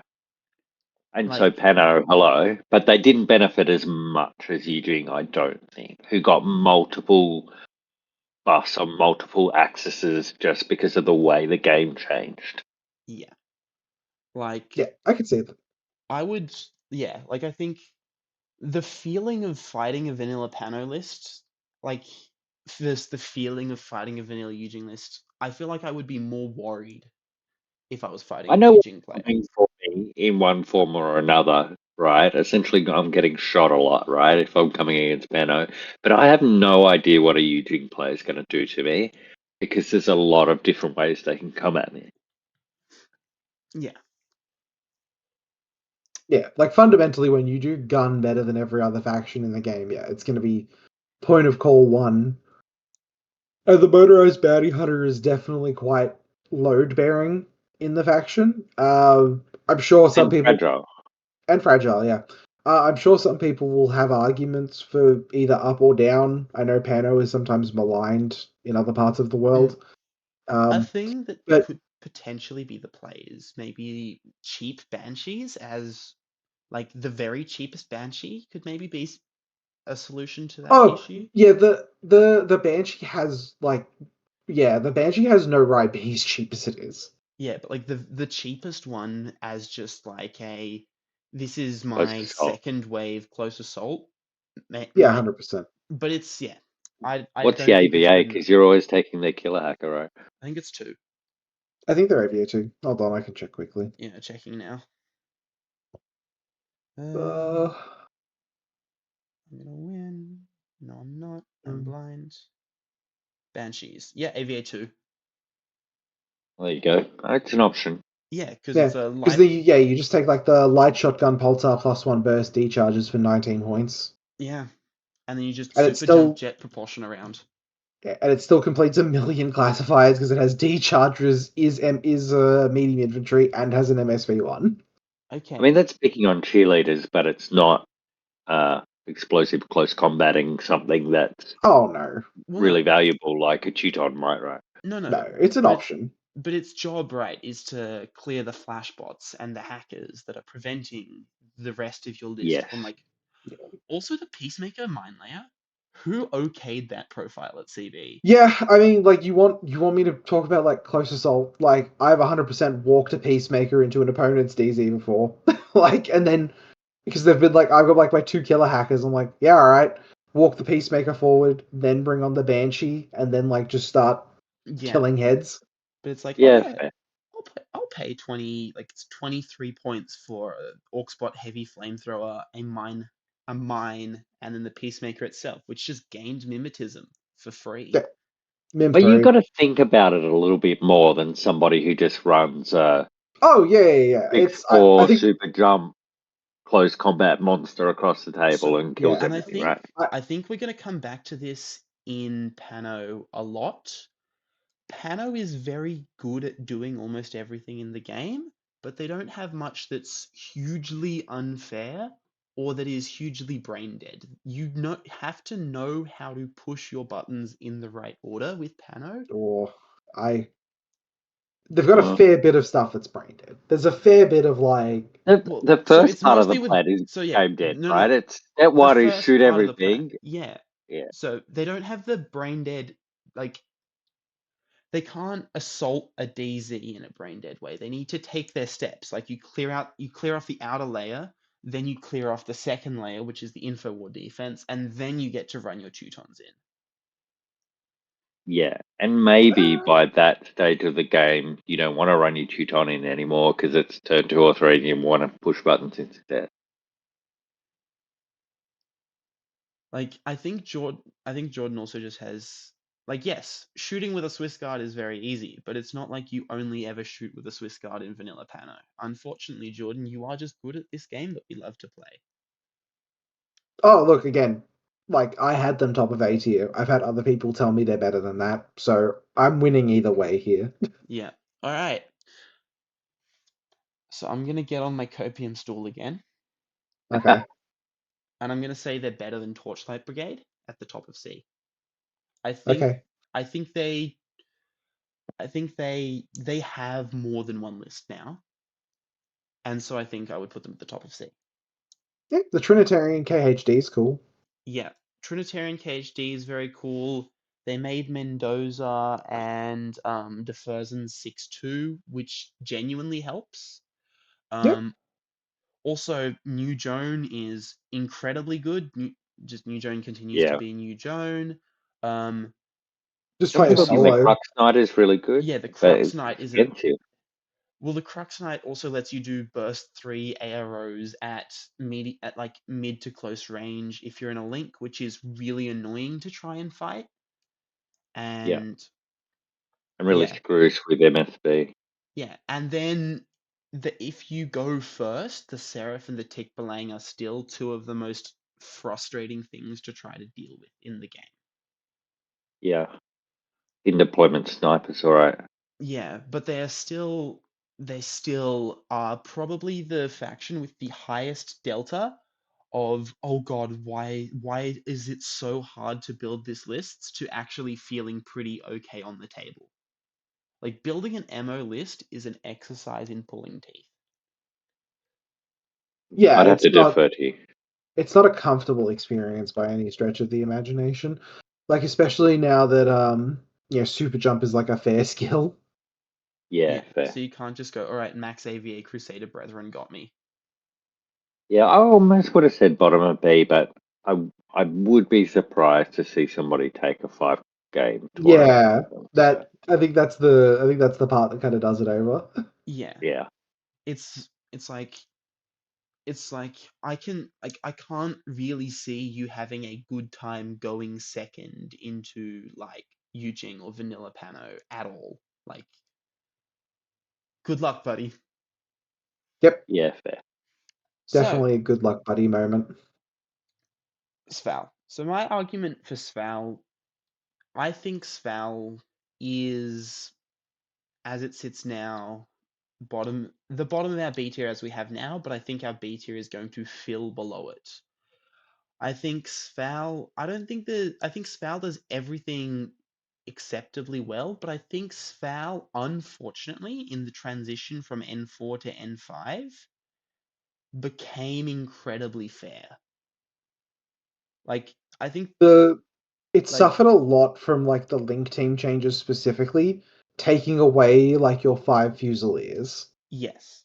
Like, 5 Fusiliers was like sneakily one of the best things that you could be doing in N4. Yeah, fair. Because it was, Yeah, when they don't die in one order, it's a miserable experience. yeah, Because they were getting so much benefit for so little points, right? yeah. Yeah. Like, if you weren't playing a faction with big guns and you had to fight Fusiliers and you only knocked them unconscious and you weren't able to actually mess up the rest of the link, it's just like, oh, fuck. Okay, counterpoint. There's another faction coming up which will do this more, in my opinion, but spell Pano with close assault, and Mm, that's got to be good, right? yes.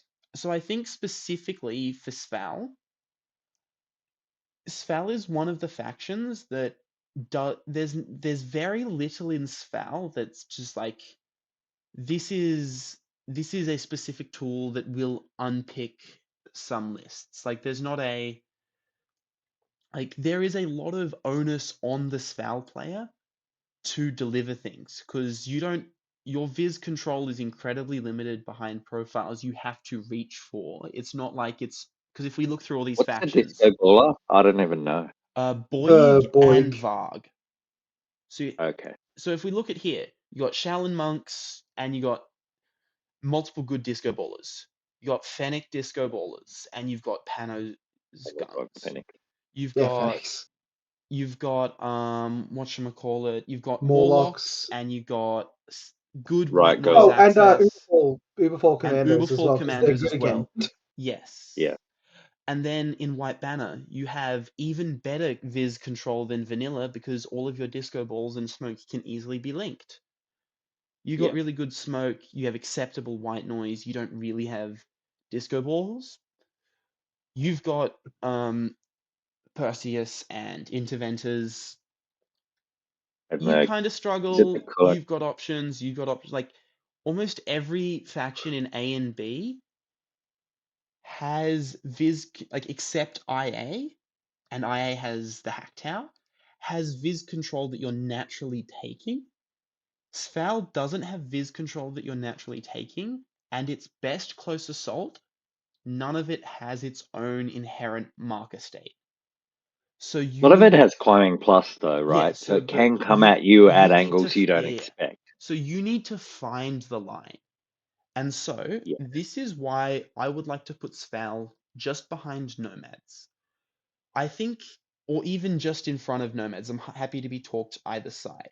Because I think what Sval forces is, it forces you to execute incredibly well by judging the distances and the paths of your super jumps at the start of your And turn. Yeah, I think for a sectoral, they picked up a lot of awkwardness in their link teams specifically that makes it hard for me to rate them super highly. And stuff is just sort of expensive in Sval as well.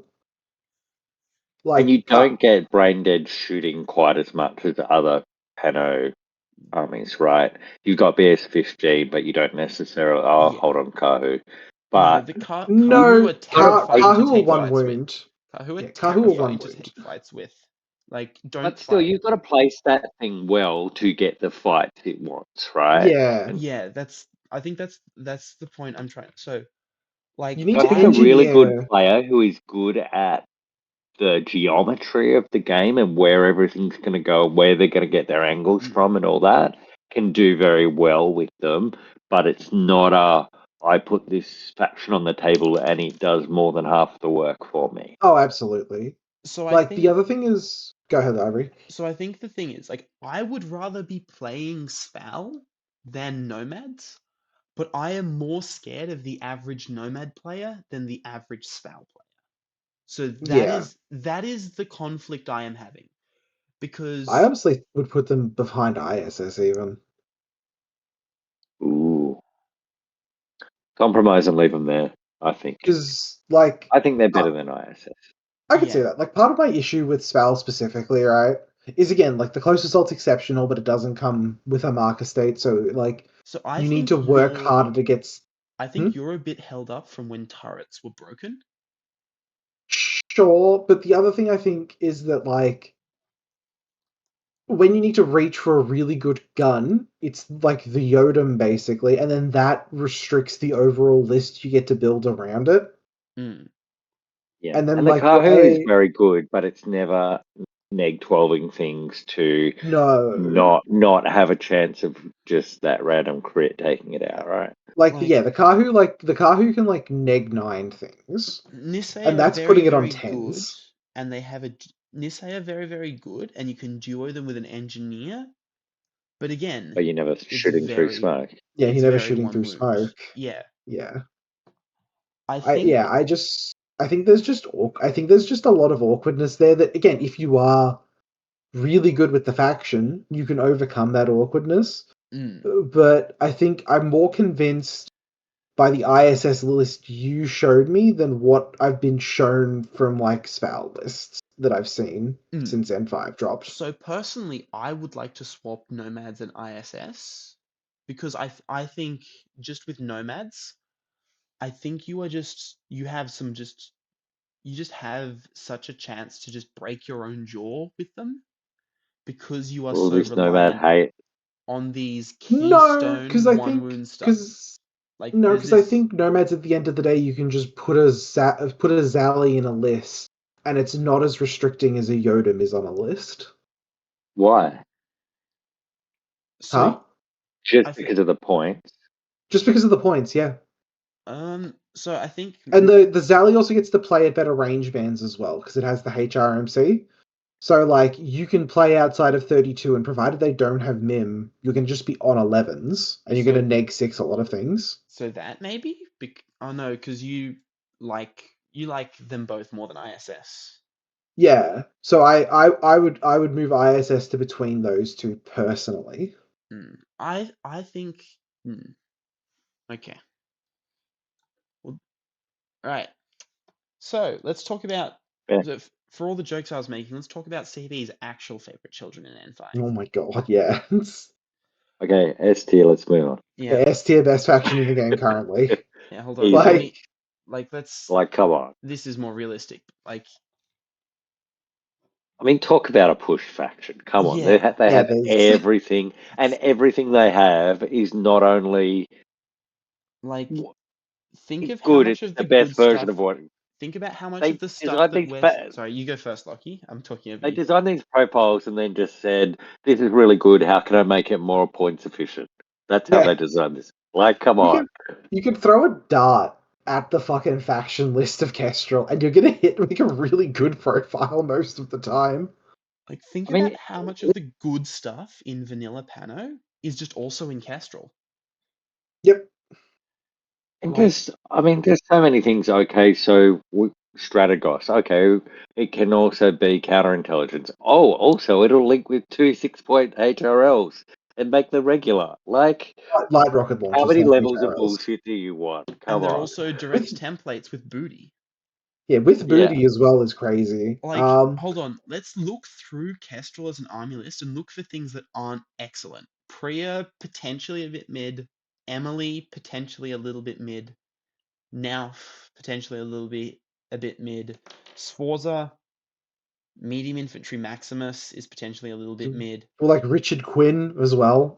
No, And I'm not he's saying they don't have some solid. weaknesses sometimes, like the way a list goes together, it helps you, but you will end up with, oh, I'm a little bit short of, I can't fit this other bullshit profile into my list because I've Yeah, only got like 15 slots for yeah, 15 other So things. you're But no, there is a weakness, and it's I think the fact that they do not have any pictures, and pictures are, I think we can all agree, CB's biggest design mistake in N5. It is a oh weakness, yeah, but it is, regardless of that weakness, they're still the best faction in the game, and that which is has but even then, insane. right? and Okay, so they don't have the hackers that Nomads or Combined have, or even Yu Jing. But okay, so our two KHDs will both be off the board and untouchable though, so you can't alpha strike them with pictures. Yeah, Like like they're they not the yeah, best hackers in the world, but they are very efficiently designed to do a really good mm, job at yeah. what they do. like their They orcs trade being casually. they trade on being not the best hackers in the game by just being insanely points efficient. And again, I cannot stress enough how much of like the classified woes of Pano the Banshee has just fixed single-handedly by being a medium infantry With KHD with MSV1 Visor, and D yeah, charges. Also, yeah. the fact that they've given Pano parachutist deployment zone, so it's not amazing, but it's the fact that whenever you're playing Kestrel or Vanilla now, you have to think, hold on, I need to not get blown out by the option of a Black Air KHD. Yep. I will say though that CB have come to their senses a little bit, and this was before both of your times a little bit. I think when the not the Kahu, what was the one, but the Kamau, right, was Yeah. just the ultimate ARO piece that was immune to everything. At least now the Black Air doesn't like albedo, right? No, yeah, At thank least goodness.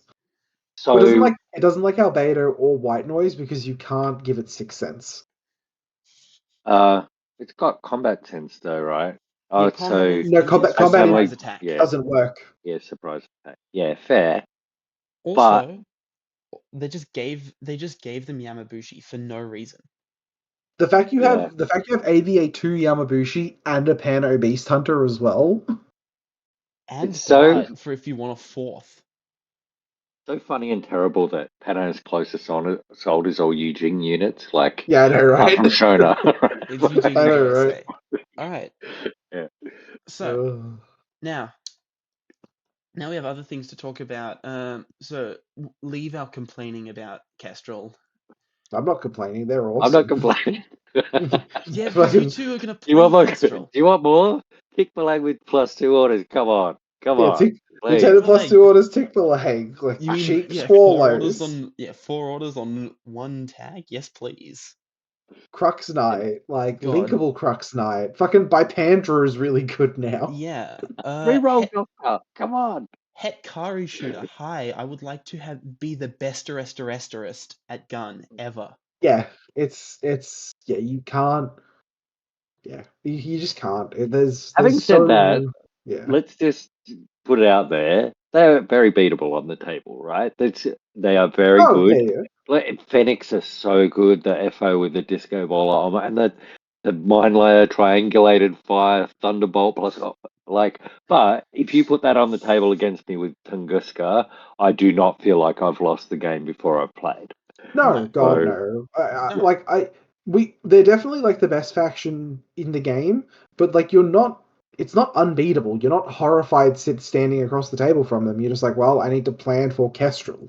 yes, Yes. and when you're looking at army, you're just going, "Oh God, that's good. Oh Yeah, God, that's good." Right? I think definitely. Yeah, that vanilla it's using definitely not like Kestrel. 40k the best faction in the game. It's like, yeah, like they're really, really good. You need to plan for how to beat them. You absolutely can. And Vanilla everything Yu in your Jing, hand, playing them feels powerful. Yeah. yeah. It also feels like less direct power. Like it feels like the best Kestrel lists and the best Yu Jing lists are probably close in power to the best lists of all the faction in A tier. There's just way more lists that Kestrel and Yu Jing can build that are at that level of power.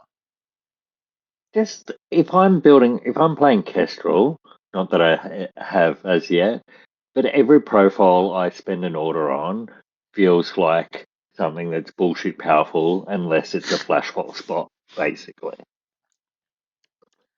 Yeah. So let's talk about vanilla JSA. Now, vanilla JSA is very weird because this wasn't a faction until N5 released. Because old JSA became Oban. And vanilla JSA sort of didn't get chunks of both of its sectorials in a way that feels kind of awkward. But so I originally had them near B tier, but given the way that we spoke about Torchlight Brigade, I think this is where they have to belong because I don't think I would rather play them than Torchlight Brigade. I'm okay with that. I would say similar to Corregidor, there's some cool feeling memey tricks you can do with them. But that does not make an overall well balanced, strong faction. Like probably about the most convincing stuff you can do. It's like I can run a Shikami in the same list as I run a Shizoku. Ooh, that's cool. Or I can run Aragoto in the same list I run Hadamoto, and that's fun and interesting. There Yeah. there is nothing where you like look at it and you lock onto it and it's like this is the reason I play this faction over its sectorials, other than a And couple this of neat combos.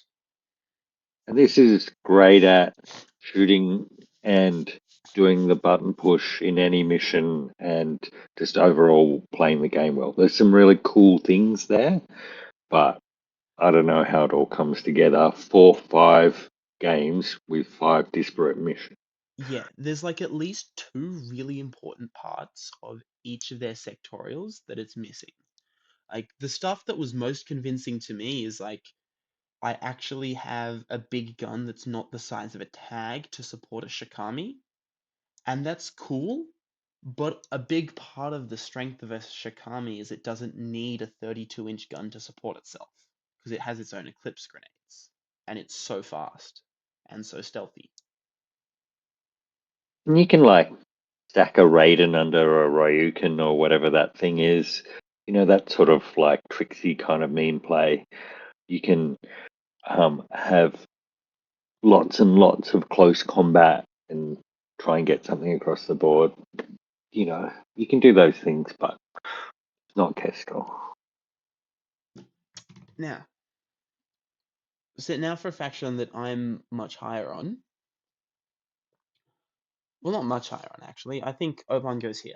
Like Oban is a very good faction, but they have such a high burden of execution on you, the Oban player, because they have such limited direct strength. We talked about Yeah. like bumping stuff down here because it's like, oh, well, your guns aren't good. Oban has one gun, and it might even be a bit of a trap the more that I talk to good Oban players. It's Yeah. like, it's the Oyori or nothing, and even then, I'm getting more and more convinced that you take things other than the Oyori. But then you start being like, okay, but then what if we move them down? It's like, yeah, disco ballers duo really good with things. Yeah, Tanko Disco Ballers are incredible profiles. And you know what else are incredible profiles? Is it Keisotsu Thunderbolts with BS attack -3? Yep, and Keisotsu Hacker with ECM Hacker neg 6. Yep.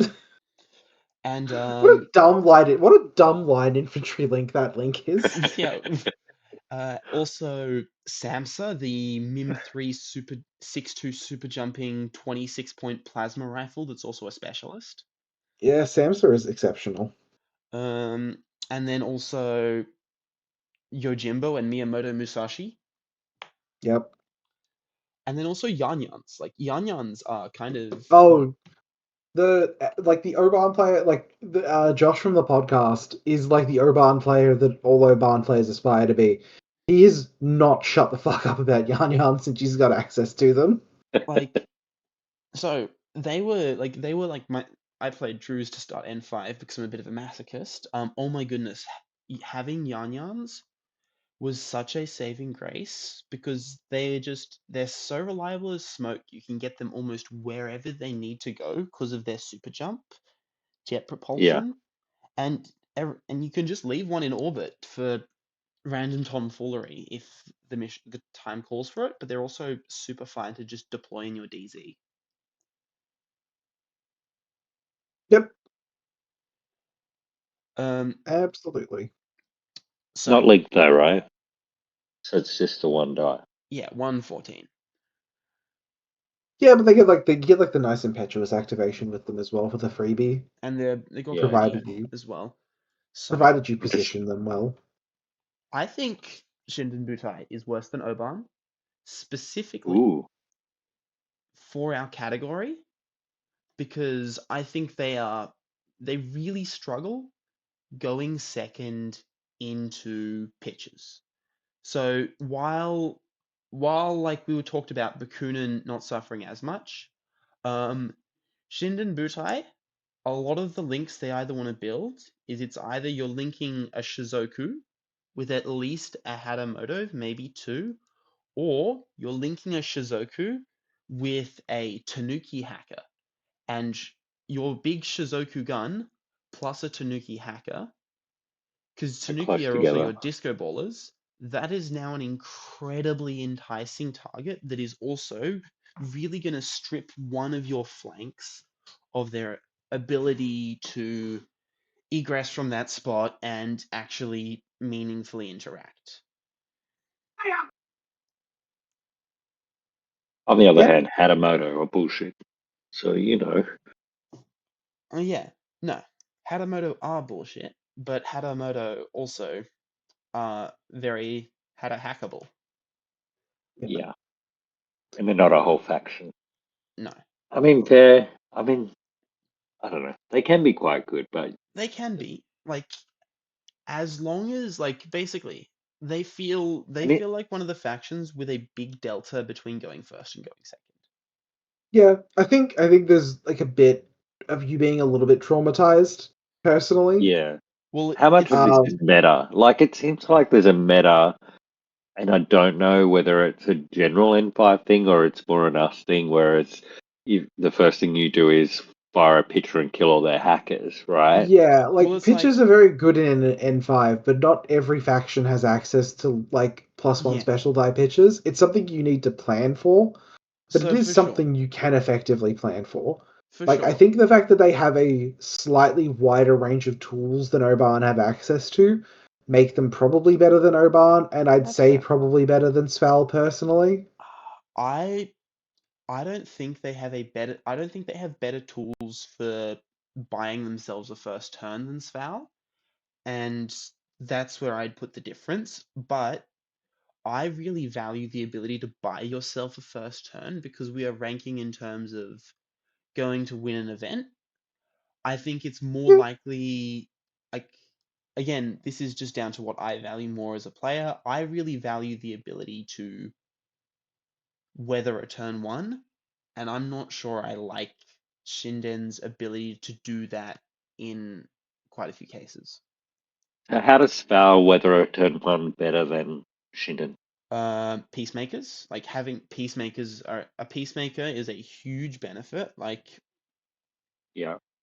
That's also not that's not protecting you from the play you're worried about with Shinden, no, though, right?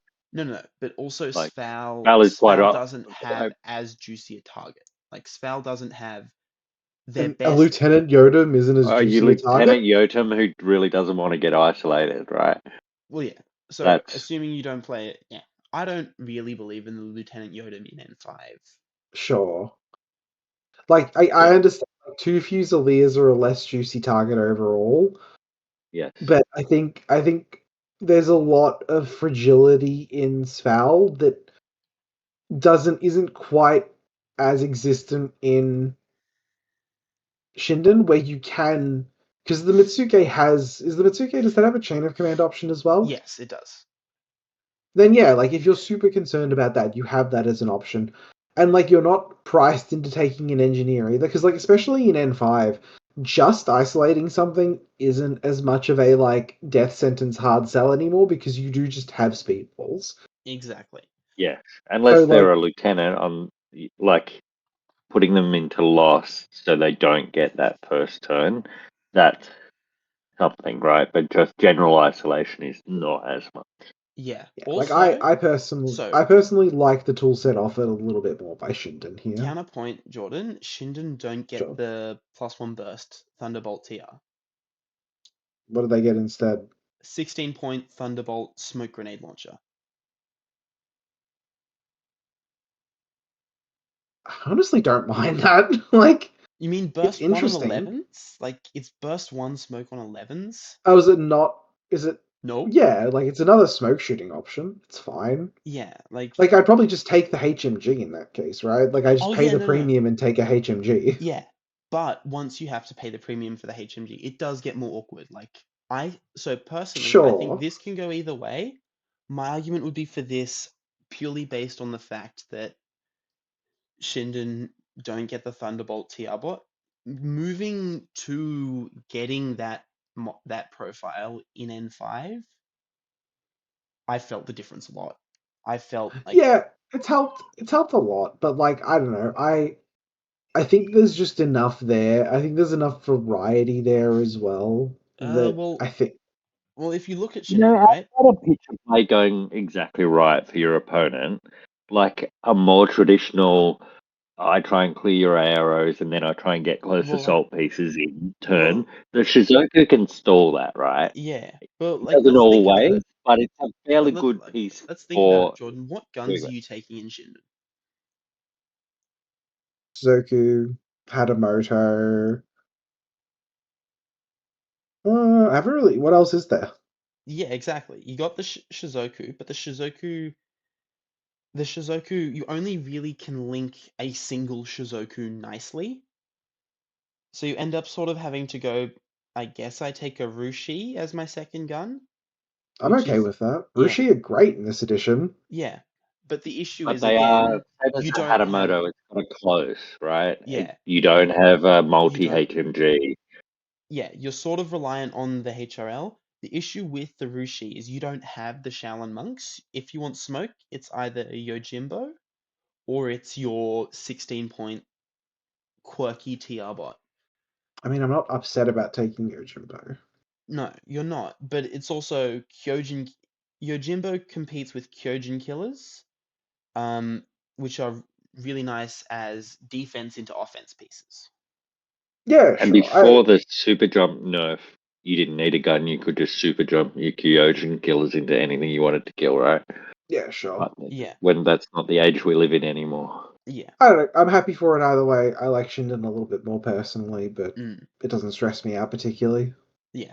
So just from experience, I definitely did find that sometimes that Shizuku became incredibly load bearing. And yeah, Sure. and you also, and then after turn one, the Shizuku frenzies and things are awkward. Well, Yeah, it's less fair. awkward because it's less awkward because it's still a mimetism gun, so you just end up with regular cover basically. Yeah, I but it'll mean, at only be a the end of the certain day, area. you're speaking from experience, and I'm Yeah, Yeah, speaking from exactly. yeah.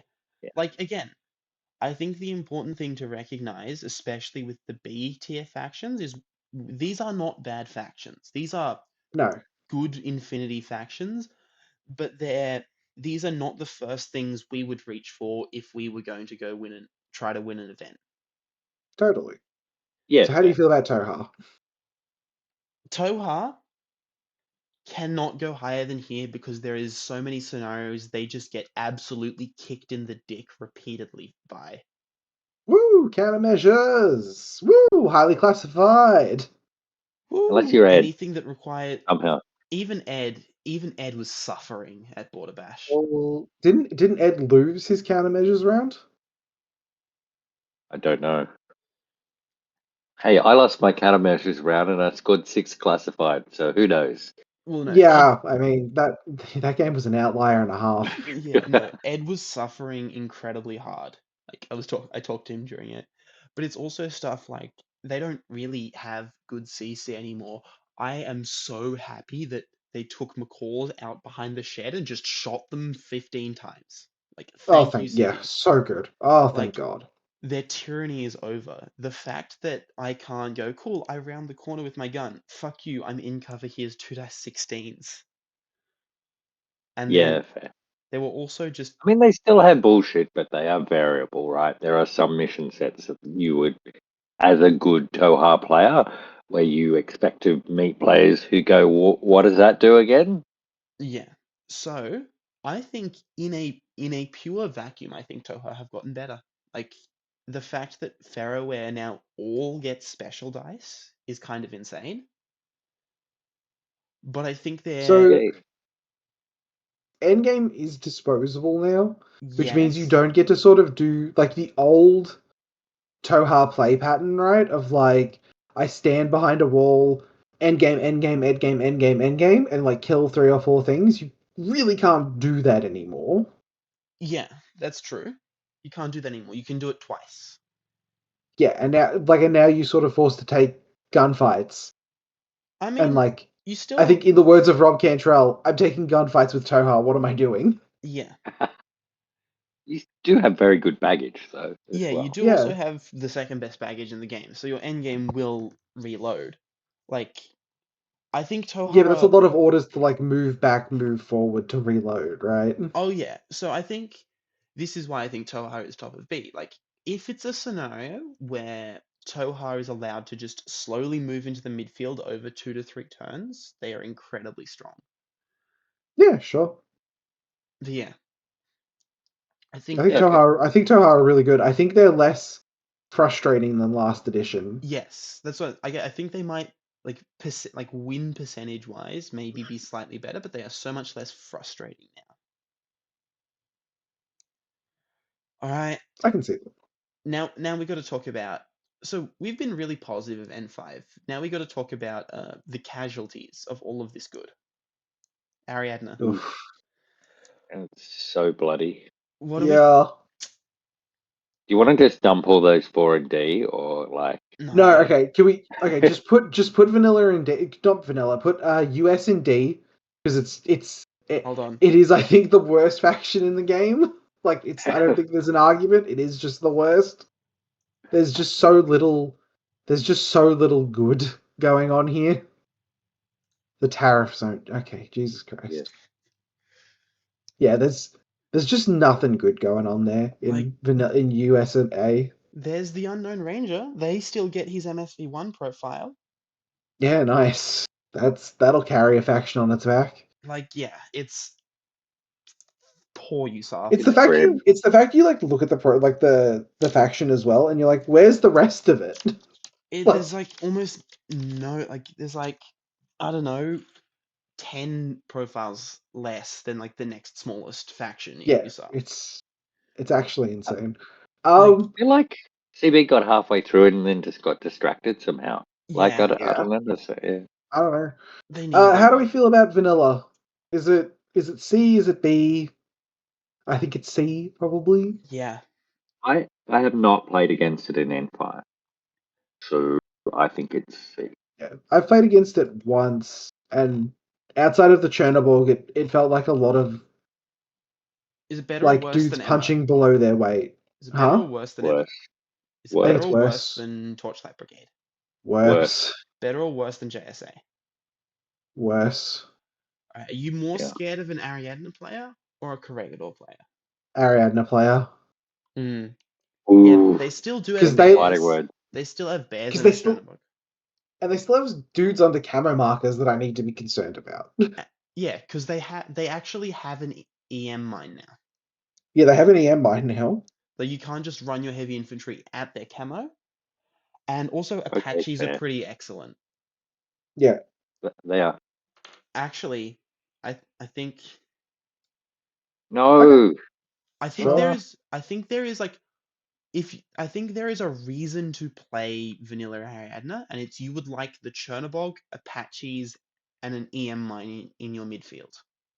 I've heard 2 people say JSA are better than people think. I've heard no one say that about Ariadna. Fair I've point. heard the same thing. That's fair. Like I've heard like diehard JSA players. Actually, I don't know if Matty G's diehard. He's a good JSA player, but he seems very high on vanilla. And podcast Josh is also trying them out and seems quite And if happy with his people team are so saying far. there's stuff Let's do that there, then. If That I people are actually, yep. if people are happy, like Okay. if people are reporting back positively on vanilla JSA, I think they have to go there. I could see that. I've heard some people say a decent thing about MO as well, so I'd put a 1 down from there probably. As everyone's favorite MO like cope fiend, I think Okay, fine. JSA Overall me. I think Okay. JSA is probably a little bit better because like you can take Keisotsu and Hadamoto and a Shizoku. Yeah, Okay, so our totally. next question is, are the Russians subject to tariffs? That's what I want to know. No, Or are I they getting around them? I think the Russians are getting around the tariffs, but I think not having the Chernobog shoots them in the head a little bit. Like, Well, the Russians need to play like weird games to get ahead. yes. Like you need to do weird shit with Yeah, That sounds a tack lot like to Corregidor. get ahead.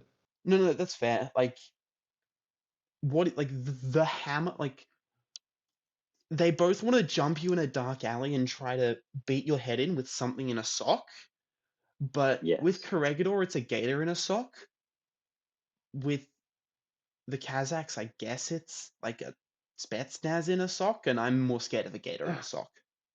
I guess. I think there's more variety, and I think there's more variety in what you can sort of bring in tack. I Yeah, don't know. but intruders are good. Yeah, like Yeah, that's fair. Intruders like are I feel good. like at a certain like there's just not enough high point in like if There is high point in Corregidor, right? yeah like there Sure. there's not like Okay, yeah, you know what? There is magical Christmas land scenarios in Corregidor where you are happy playing Corregidor. Like tack is like it's there's a reason why Val played tack for 2 straight years. yeah Like like Yeah. like if you told me like there's models like if you just told me oh yeah McMurrow just decided to make 2 extra armor saves and so I just kind of won the game, yeah, that makes sense. yeah. There's I not don't re- know. Yeah. Like there's careers, there's Vicerols, like there's a lot there. yeah Like I think Val would like firebomb my house if I didn't mention the fucking careers. oh yeah no couriers are objectively very good units. It's why we got to do this. Sure. Ooh, okay. Okay. Sure. Yeah, Like sure. Cosmo sure has a Chernobog and some Bearpods and William Wallace. This ends the Too things bad they that don't do anything. They're yeah certainly not N4 Cosmo, are they? no No, God no. like bears are That's kind of so sad when you look defanged. at it. Like the big thing to think about is like it like there's so many factions here that can use blitzens and flash pulses and EM mines really well. And we have a whole bunch more that are going to be joining us soon that are really good at using non-lethal to keep The themselves fact you can alive flash pulse a bear now is just like get or fucked. jam them It's so good. or Yeah, or jam jammer them. them. This deck is So really good. good in N5, and Yeah, they don't have it. yeah. Which is sad, because at one stage people were saying that Ariadna was the Mary Sue faction, if they weren't saying it was Nomads, and that is no longer the case. God no. No, it's look, as much as I dislike Corregidor, I feel like I'm getting overruled here, but that's fair. Yeah. It's like I have been interested to look at lists for Corregidor. Sure. all right. So, Hack. hack. Hack. Sorry, I hear like this like really well composed cameraman ranting in my ear about how they're kind of how vanilla hack is amazing right now. And I don't know if I've heard amazing. I've heard it's kind of good. well, I see one he's shining light in those four. he's trying to tell me that they're better than Assassins. So let's place Assassins, Well, and then we can talk about what he's tried to convince me of. Assassins are A. Assassins Yes, are A, yeah. I Ahead think of 012, maybe, and then it's behind here or White Banner, here. probably. Assassins. So you know how we talked a lot about burden of execution? Yeah. Sure. The Yeah, Burden of burden of Execution. execution is incredibly high in Assassins. But Sure. they lean right into that, right? That's not as obvious in a Val as it is in Assassins. You look at a Assassins list and you go, well, I've got 6 hidden deployment pieces. I really need to know how to use that trick, right? Yeah, So you know that going in. but that still means that over 5 games of Infinity against progressively better and better opponents, you need to make your ARO decisions very well, and then you need to husband and not waste your orders in active turn. But you are not playing Assassins at a 5-game tournament and expecting to do well if you do not do that, right? Yeah, oh Yeah. yeah, yeah. Like, but at the same time, just because you know it's hard doesn't make it any easier. Yeah. Yeah, but you also have like high roll games with Assassins where like the Fide kills like 6 things and you're like, alright.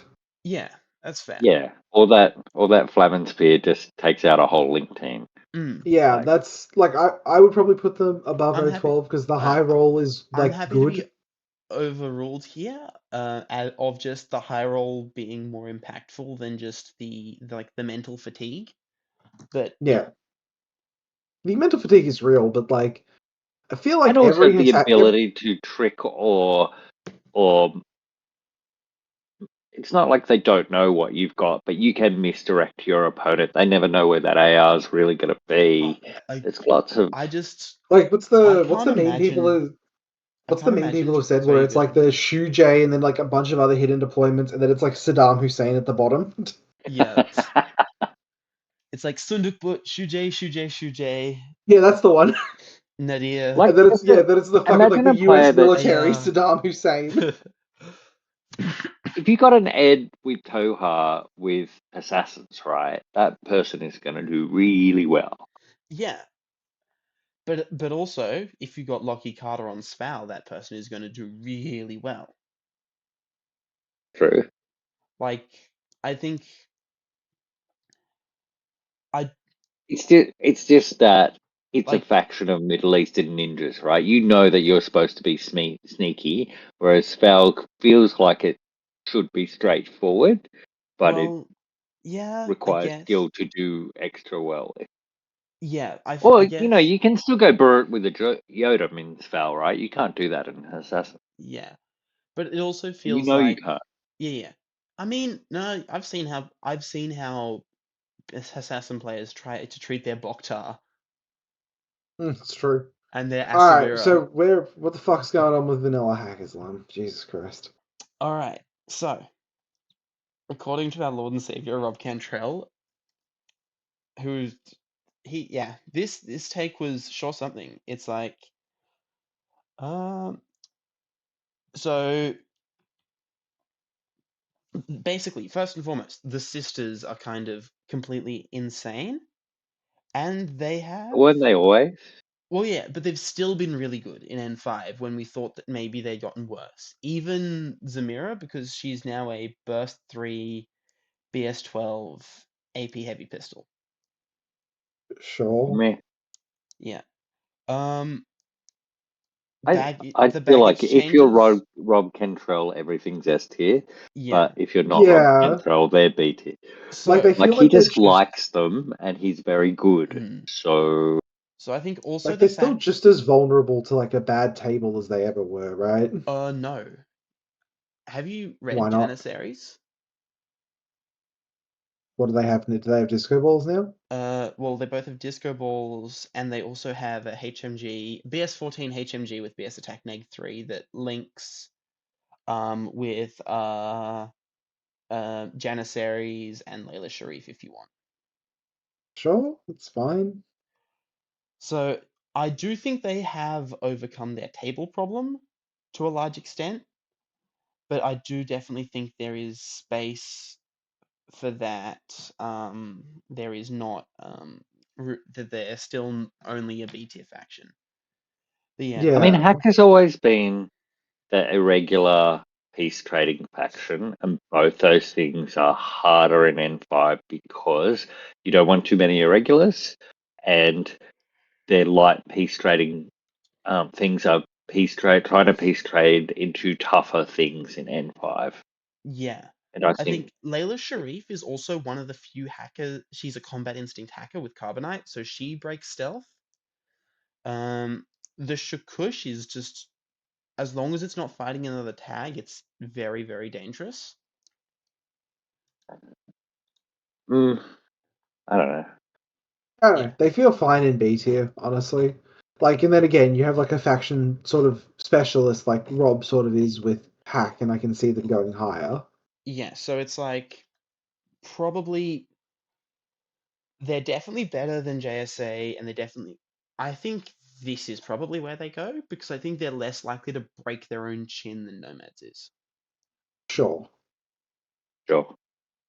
And with the caveat, I'm giving that to you because I don't know them as well as I used to.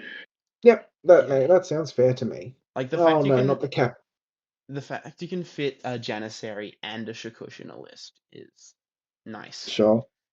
Oh no, But not neither of not those things excite me a lot, though. not the QK players. Anything but the QK players. All right, so fun things about QK. They have incredibly cheap parachutist deployment zone, like 20 points parachutist deployment zone. Mm-hmm. They can link Mm. Druze with diggers. Mm-hmm. They have acceptable smoke shooting and yanyans. Mm-hmm.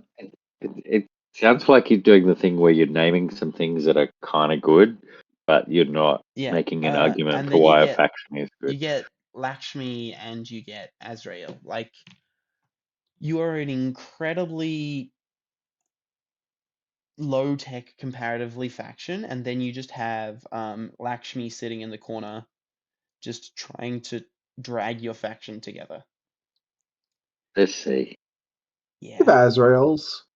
they have Azraels, and they have like Which are amazing when they hit, right?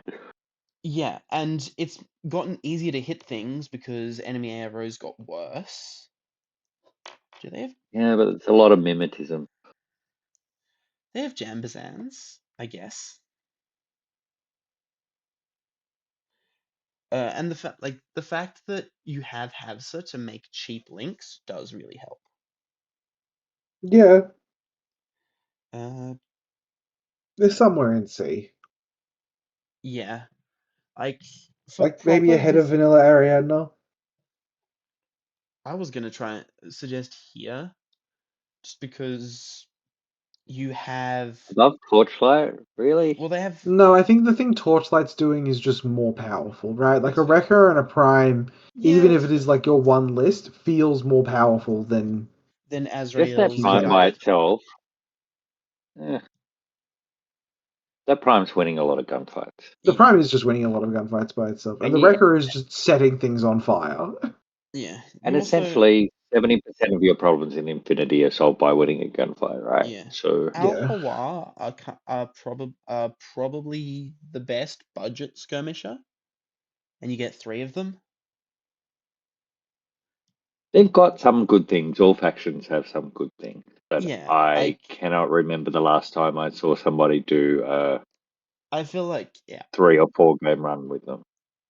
Okay, so Rama is incredibly weird because this is the faction in the game that has the biggest delta between, oh, I won the Dyro and oh, they won the Dyro. And it always has been like that, really, right? Because, oh my goodness, Tariq with 12 orders, super jumping 9 inches at you when they go first is horrifying. But also, oh my goodness, they have almost no way to defend Tariq and his buddies. They have a Yeah. total reaction remote. Yeah, it's sort of like double TR bot and a Beast Hunter, and we cross our fingers. Yeah, it's like 2 TR bots, a Beast Hunter, and a Moon and a Monstrucker. Yeah, and it's like, oh boy, good luck, guys. I So like that the Toreg got a firewall -3. That's cool. yeah, It did. it's much better in vanilla though, because Rama can't really afford it. Rama is a very expensive faction. Hmm. Like, So where do you think they go? Somewhere in C tier? I don't know, because like objectively they are quite good when they go first, but they are But incredibly your fragile when they rubric go is second. can it win 5 games, and you're not winning the lieutenant role 5 times. I mean, Kirby did, didn't he? Did he win the lieutenant role 5 times, or is he just good with them? We And that went was when for. Super Jump was better. No, I think he Did he go 4-1 or like 3-1-1? I think he went 4-1, winning 4 or 5 lieutenant roles. Like, Yeah. they're so hard to place because, like, especially with Tariq being whip 15, he will win lieutenant roles because whip 14, 13 is quite common. Sure. I mean, I find this hard because I find it hard. I really value a list that I'm comfortable hard picking second with, right? Like that's how much I value being able to defend. Yeah, me So too. Like, I don't think I could play Rama, and every time the local who plays Rama shows me his lists, they horrify me. Yeah. But whenever we play a game, it's like, whenever he wins the lieutenant role, it's like, if he'd done a couple of things differently in his first turn, probably there is a good chance that I was kind of in a horrible position just because of how fast that link team is. Yeah. I don't know. Like I feel like somewhere in C is probably appropriate then, right? I Like feel like we have to if go top of C, just sure. because of like they have how cool and strong things, right? well. Yeah. I don't think there's a faction I care about the LT role more than Rama. And that also just Yeah, might be because of that Rama players are just insane and have fully embraced we will go first or we will cry. I'm Yeah. okay with that. All right, vanilla combined. What happened to the tyrant of N4? Like, Fucking they were giga broken at the start of N5 and then they fixed Super Jump and nerfed Norkius. yeah, and like, I don't even think that. I don't. They're good, but I think people get really scared of individually really scary profiles and then forget that that profile costs 70 points or something, right? It's like they've got really good low end, yes, they've got really good high end, yes, but does that make well, they sort of a lost a lot of their holistic low end. list? Like Yeah, losing tigers and gakis as really scary units. I think absolutely. Yes. Yeah, the And that Berserk was a face to massive face. nerve right from the get go at N5, right? Yeah, the yeah, Berserk changes to being face to face was like kind of horrifying yeah, like Yeah. for those units specifically. yeah, because it's like And those units were really key to CA being a scary monster faction. yeah, because like that's about because generally, right, between tigers and gakis, that's probably at least 3 slots in every list that CA would write, Yeah. right? So your lists, they gained about 18 points, but they lost 3 slots, and you were already taking probably at least 2 Echidrons, an Imatron, and an Ardrone at minimum, probably more. I just think compared to some other things, like they've got some really scary stuff. But okay, what's my gun compared to other things? Is it an Overdron? Okay, well that's an okay gun, but it's not an amazing one, right? No, Is the it Overdron's a pretty Carotid? amazing. Well, it is, but until it comes up against Mimetism, right? It's still as good as any tag would be against mimetism. I don't know. It doesn't like mods, right? It's not an amazing gun. It's a good gun, right? And then what's your thing that runs across the table and kills things? Okay, you've got some great options for that, but they are expensive, right? They're 40, like Shesket and Norkis, right? And so they run across the table and they kill some stuff, and that's really good, but that's the same job Liang Kai does for half the point, It right? I'm not feels saying they're not great, but it's not like when you just look at Norkis or look at Shisk and you go, wow, that's scary, but you don't take into account how many points to spend on that thing. it also feels like you've lost like an entire unit from the N5 lists, and not one like it feels like you've lost one of the entire like threatening units in a combined list compared to how they were in N4. Yeah, which is why I think they've gone from being like S to A probably. Yeah. Yeah, I'm not saying they're bad. They're No, definitely an A they're still faction. an They're A tier good. They're faction. I just think they're the bottom of A. I they're don't. just not the S I think tier they're faction. next. I think they're next to 12. So you think they're better than Tunguska? Do you think they're better than O12? Yeah, I think they're better than 12. That's fair. I'm Like, happy with them there. Yeah. again, you can make a lot of arguments, but at the end of the day, you have a bunch of BS 15 pieces that have visual modifiers on top of them. You have hacking that is really hard to fight against. Yeah. Like your lists have lost some of the excess that they got to have before. They're still really good though. That's Like fair. they're not as good as they were in N4. Like there's not like the weirdly like stupid broken stuff there was at the start of N5. But I feel like there is definitely some like underrating of vanilla combined going on right now. That's fair. Underrating. Yeah. Okay. By you guys here. I think they're potentially overrated by some people. Yeah, and my shitting on them is a reaction to that, right? I'm not Yeah. saying in any way that they are bad. They Yeah. are a very, very good faction. I just think that the hyperbole about them being S tier and like people won't play against them because they're so strong and all that sort of stuff is just it's a bit. I don't Like know. in terms of like even in terms of just ease of execution, I'd probably put them next to White Banner if I got my way, and then I'm pretty happy. Oh, okay. No, I think that's fair. Just there. Yeah. Yeah, I'm Like okay. Anywhere like there in Yeah. not I right think at the top of A I and not right think at the bottom either. these three Fine. I think are probably super interchangeable based on your yeah, preference. probably. And I You can reckon definitely win a 5-game tournament with CA. Oh gotcha. They are a oh yeah, of powerful course. faction. Alright. Yeah. So I think Morats are here. I think Morats are No, I gonna I get think this they're A. there too. I no, I think don't. Moritz are great. Like I the don't think they're as good as Vanilla Pano is currently. like Datarazi are so insane in N5. They are, but you don't get to play 4 of them. Yeah. No.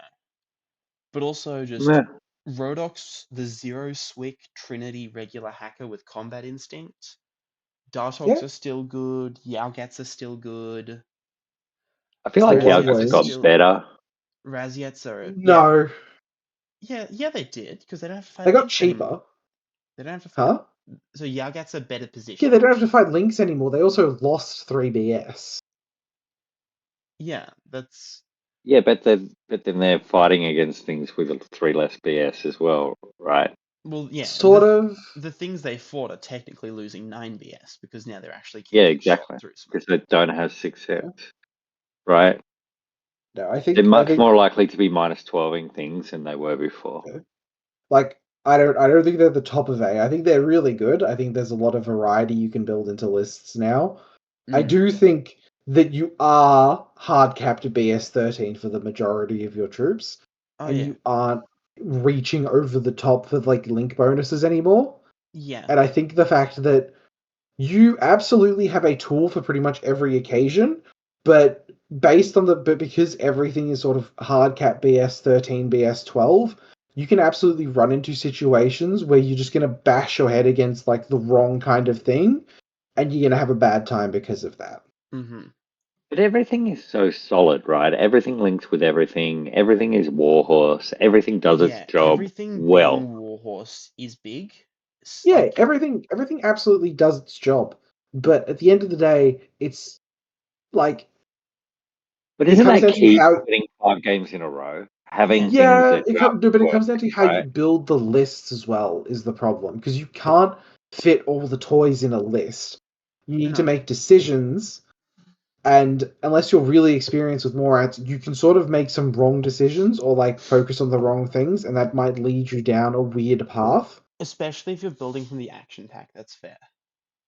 Yeah, I But I think they're feel on like either. I think you can put them on either side of Bakunin and be fine. I think they're definitely better than Bakunin because you know Sure. how I was talking about Bakunin having info war struggles? If we look at what's populating the topper end of our tier list, that's a lot of hacking factions. Yeah, like you just comfortably play two Dartox in almost any given Morat list, and you feel pretty good about life. Yeah, and you are not vulnerable to hacking attacks in the same no, way that Bakunin is. no. Because even those Dartoks are resilient, but also you lose them. But if you lose your Custodia in Bakunin, that's a hit, right? Yeah, they're less resilient than they were last edition, but they're still quite resilient. All right, Shasvastii. I think they're better than US Ariadna, but I don't think they get out of D tier because if someone if someone was like, I won a tournament with Shasvastii, I'd be like, all right, please tell me about it because boy howdy, you must have had a really crazy 5 game run where like no key piece of your army died at any point. Mm.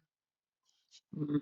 So Well, that I story could be I ran Cheskin at everybody and then I pushed a button with a shrouded, yeah, right? my counterpoint would be we we've been like stuffers like Shaz has the ability to play like we rated Oban and Hasbam's ability to play Rat Fuck Infinity. Shaz can play Rat Fuck Infinity. They have some of the cheapest non-Fennec Fusilier disco ballers are in Shaz, and they also have acceptably costed midfield specialists of multiple flavors. And then they have speculos to just be a pain. So I think you can play the same style as Oban, but just worse enough to get you out of D tier. I definitely think they're not D tier. I I don't care. Like if they're the top of D or the bottom of C, it's like it's the same thing either way, basically. Hmm. Like Like they it is not a like it is. It seems like a miserable, maybe not a miserable experience playing Chaz. Like it seems like you are actively masochistic playing Chaz. like it's like the same joy. It's like if Val wanted to derive the same joy Josh gets from JSA, he'd play Shaz, and that makes sense. And I would expect him to win some games because I would expect some games to be won against solid opponents by Shaz without Dice going, haha, fuck you. I'm going to put them in the bottom of C. I reckon US Arena doesn't win games against its peers, against a player of peer skill level without some dice. Yeah, fair. I would actually put them next to Corregidor, I think. But I'm happy with anyway, as long as they're in C, I'm happy. A little bit of Cosmo slander. Yeah, fine. All right, Onyx. Have you guys? I've played one Onyx player in N5. Have you played an Onyx player in N5? I've heard of people playing Onyx in N5. I've heard they're I better think there than they was were. yeah, I think there was like one or two at like Nick was Waterbash playing them at maybe. CanCon. Yeah, Nick did fine at CanCon. He Yeah, suffered from like changing his list at the last minute, he unfortunately. he also suffered from a going second. So he also suffered from a not putting the Druze player in loss of lieutenant when he had Norkius against me. Yes, that too. So think, uh, I think they either have to go here or here. I want to say here just because they don't like they felt okay to play in to play, but they don't have Norkius. Norkius going into Cybermask felt incredibly important for Yeah, he's no Yeah. longer quite things. as safe of a lieutenant going first as he was before. Yeah, like you can't do the Asura play of you reserve Norkius, deploy him as far away as anything scary as you can, and then he just screams under a marker for like the first half of the game. No, that makes sense. I think they're in a little Nokia's bit of Murph, they're in a little bit of like waiting for their army update jail. their time. Mm. Yeah, Yep. Nokia's Nerf makes me depressed, but I like Yeah. my Vampire Lordy dude. Mm. Oh boy, Uh, Aleph. actually, no. On second thoughts, they do actually have stuff. Like they can play with Rodox. They can play. Unidrons are solid because you can link plasma snipers, and they get Yeah, overdrons. sure. I think they're bottom of B. I'm not upset about that. Yeah, Yeah, I prefer that than when you have them. yeah. Oh Okay, boy. left. Aleph. Jordan, would you like to start us on Aleph? Oh man, they are waiting for a third sectoral in their faction. Is what it feels like. You have one good list because you have a Marut. That list two is rough. It's Uh, really rough. Maximus? Question mark? Don't. I Maximus plus a Garuda, maybe? mean, Garuda are good. Garuda are really good. But Yeah.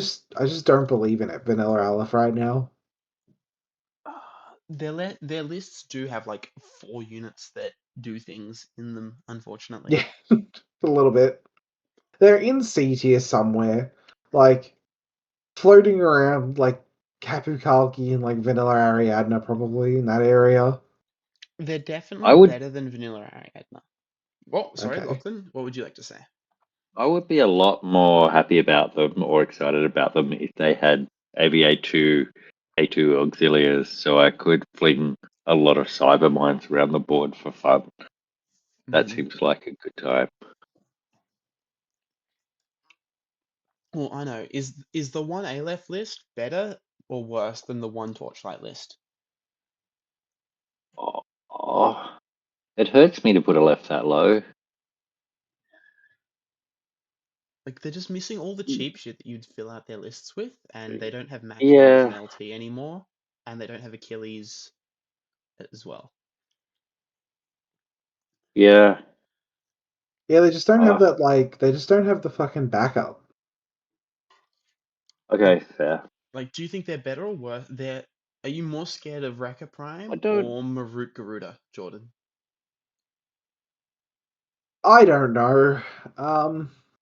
I want to say I'm more scared of Probably. the Garuda, just because Yeah, of how probably. Yeah, fast that thing The is. Garuda moves so fucking quickly. I I want to do, like. yeah, I think just the Garuda. Jet propulsion Yeah, Mm, jump 10 inches is insane. yeah, sure. yeah. Especially I'm with that not. Spitfire, it's I'm not pretty crazy. unhappy. I'm not unhappy with that.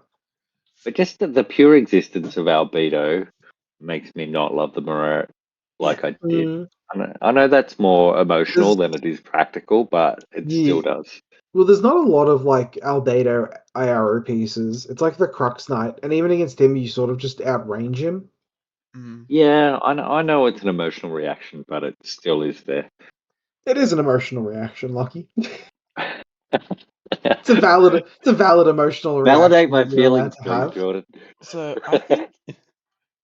I think I think Steel Phalanx is really good. Like at the start of N5, all the Steel Phalanx players were crying because they had to actually learn how to play Infinity instead of That's it. just That's it. Like Steel Phalanx was Well, fine, I but can't just every drop Eclipse Smoke on myself and go naughty Steel naughty nada anymore. Steel Phalanx was sort of fine, but every Steel Phalanx player was like pissing, crying, and throwing their toys out of the cot because like I don't want to learn how to play a fair game of Infinity. you're like, what do you mean I can't just stat check you to oblivion and then auto lose to guided missiles because I don't actually know how to play the game properly? Exactly. Look, I really like Steel Phalanx now. I like Agamemnon a lot. I like Scylla a lot. I like Therameses, however you say his Themiris. name, a lot. Themiris, I like him a Yeah. lot. I think there's a lot to like in Steel Phalanx currently. Yeah, K2 But what about Auxilia. Achilles, Jordan? What K. about Achilles? Come on. You know Uh-huh. what else are really, really good? Ectromoy. Extramoy are really, really good. Yeah. Yeah. Even like the little engineer guy who you can duo with just random things. Yeah, Dactyls, yeah. Acmon and Dactyls. Yeah. Yeah. Akmon Dactyls. Yeah. Yeah, I like them a bit. I think you put them on either side of Morats. It's your choice. Mm. What do you think, Ooh. Lachlan? What are you more scared of? Because Phoenix is still a good model. He is, but he's eminently counterable. Thank I God just feel like, Thank God it's not. You can't do Phoenix duos. Thank God. Oh god, yeah. yeah, that would hurt. So yeah, Thank God. I like Morats more. I that's fair. think just because they That's just fair. seem like they're more solid, less Yeah, high highs, but if you play It's them less well, high they will do highs. you well. Yeah, Yeah, it's less high highs, but you have like 7 different Morat lists that you're more than happy to play. yeah. yeah. Like there's like 3 Steel Phalanx lists basically. Yeah. All right, Ivory. Where is your baby going? So OSS was in N5 has been my little chuck the toys out of the pram and have a little hissy fit because I You had think such a hissy fit. well no. So even once that hissy I had another hissy fit because I basically came to the conclusion that the correct way to play them is probably not the Asura. That is Wah, sad. Eh? Yes. wah. And I was very sad, and I should, and I should be given many flowers for coming to that realization and accepting it. However, the Uh-huh. Garuda is a deeply, deeply fucked thing to release on the world. Yeah, it's a deeply, deeply fucked up model. So so the way that OSS plays is it's just like you take small Dakini links that are with Deva, and Because they're duos. yeah, you take these small efficient links and you take posthumans and you take stuff to keep you alive and then as soon as you see an opening, you drop down your Garuda in the same group as your Shukra lieutenant that gives it an extra order, and then you just start shooting people in the back of the skull while bouncing 8 inches into the air and landing on roofs. Yep. So I think that It's has to a, put them in high B. I'm happy with high B. I don't know that one model makes it, but Oh no no I'm no happy no. with high So B. post-humans are also just very good, and Dakini duos are just very good, and Yeah, yeah. Danavis are Those, just solid. those, what are the ones with the Feuerbach? You Not the mean Feuerbach, the the Flammenspiel. HRL, the Flammensphere, yeah, and you also like Oh yeah, Darwin. Darwin. Go on. The Samarthan duos are nice if you just need a fight duo, and I love that Sophatech has reroll engineer now. yeah, That makes and me happy inside. also the fact you can strap John Hawkwood and or Miranda to authorized bounty hunters or motorized bounty Yeah, hunters is y- yeah, like burst that 3 is John quite good. Hawkwood AROs is quite good, and you get motorized bounty hunters, and motorized bounty hunters are good.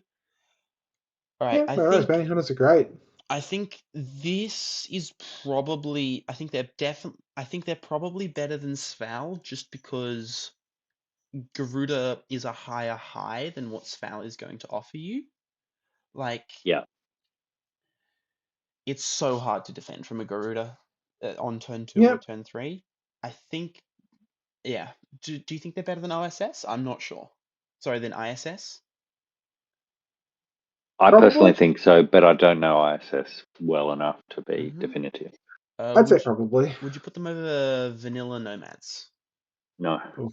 No, yeah. Lucky, I was about to ask you. Yeah. no.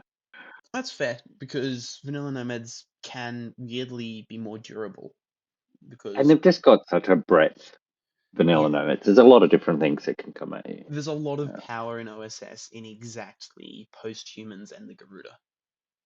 Yeah. All right. Now, this next step is pretty nice and easy. Druze had one thing going for them, and it was that they could link their guided missile bot. And then CB realized that it was a bad idea to let people fire special dice for guided missiles. I mean, they still do the picture bullshit, right? Yeah, just an interesting question, Lachlan. Do you know Yeah. the entire list of more than one wound Druze models? I do not, but I can't imagine there's a lot of them. It is Diggers, Wolfgang, Ooh, Amadeus Wolf, and then it's the Anaconda, Scarface, and the Trip Hammer. that's not a lot. Multi-wound things are good in N5, right? So Well, you know, having a second wound on your main guns is a really nice option to have, and unless this, you would like a BS13 tag with no other mods that is only manned and probably degrades in most cases, you don't really get a second wound on most things in Ruse. they have some nice things about them, though, right? Oh yeah, they get a Peacemaker, that is pretty nice. They get a Liberto, that's pretty nice, and they get They get that Onions. duo with the KHD picture thing, right? Like, Yeah, but it's like there's no guns or Viz control in that link. It's just a Digger strapped to a Druze. yeah.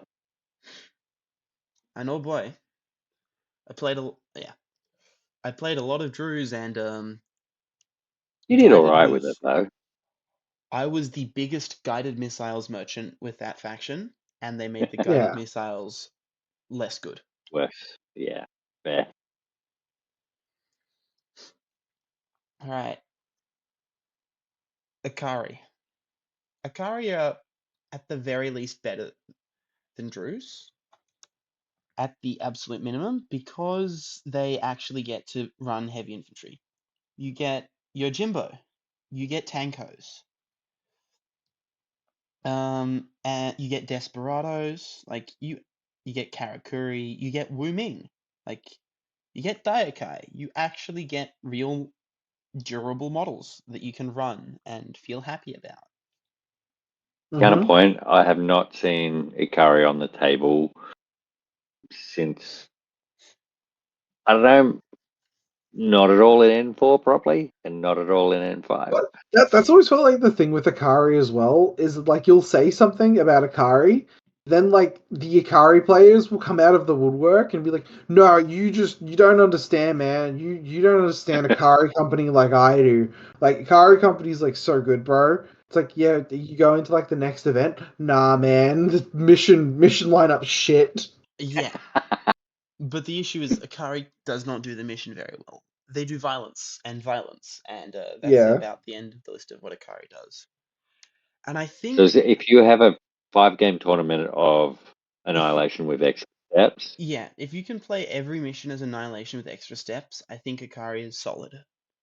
And so I think given that, the highest we can put Akari, the absolute highest is here. And we're going to go down from here. Would Sure, you that's rather fine. play Vanilla Ariadna or Akari? Vanilla Ariadna, honestly. Would you rather now ask him play again. Ask him again. Would you rather play Corregidor or Akari, Jordan? Come on, Jordan. You can do it. No, I'd rather play Akari. They have like actual No, two. They have like actual two wound models that do things. Like that's the wrong answer, Jordan. Bad no. boy. Would you rather play What do you mean? I said I'd rather play Akari. Yeah, you're being overruled because you hate No, Corregidor I'm more than not. I. You guys are wrong. This is the most nomad cope shit I've ever heard in my life.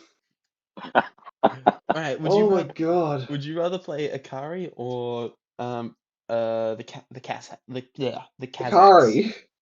Alright, there we go. Yeah, I'm okay with that. As long as it's below my beloved intruders, it's fine. Oh god. This is insane. Hey, Bandits have infiltration reroll, Jordan. It's very Yeah, and then you good. play against someone who's not that vulnerable to hacking, and you're like, oh man, I've invested like 60 points into this fucking network, and it does nothing. Well, then you just They can lay a mine yeah. instead.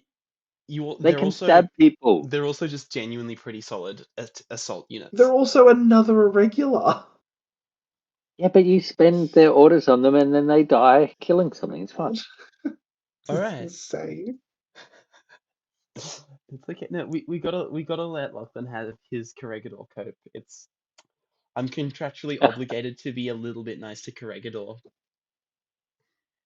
I could be arguing for top of C here for come No, on. you couldn't be. You legitimately couldn't.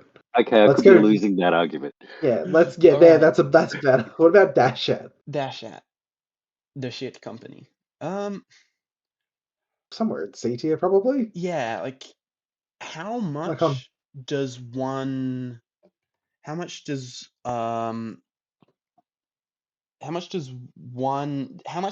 Trinity access do for you? And It's one fine. Zencha. If they had AVA 2 Zencha, I'd be like really high on them. Oh, if they had AVA 2 Zencha, they would actually be a faction. Like they would be somewhere like up here. Yeah, probably. I don't Really? know. You could put them on like either side of Torchlight, probably, and I wouldn't complain too much. You're I just think priced so aggressively into taking a Magariba. yeah, because otherwise you're just taking Zuyong HMGs, which are Yeah, like like They're somewhere in the bottom of C. I don't yeah. know where. They're like some. I think they're on like either side of Torchlight, probably. they've got Miranda Ashcroft, Jordan. She's broken. She's OP. She's unbeatable. She's She's yeah also in every freaking faction. until you Like, lose like one face-to-face roll with her, and then you're like, oh no, All right. oh no. or you come up Yeah, against where Morax. where are you putting them, Ivory? You're probably right, and it's just like this is like Yeah, everything above here. Like there's some scary stuff to it. yeah. I actually feel like there's a category break between Dashat and Torchlight. Like everything above that, I would be Yeah, maybe it's relatively happy to actually play. maybe it's No, actually no, no, no, no.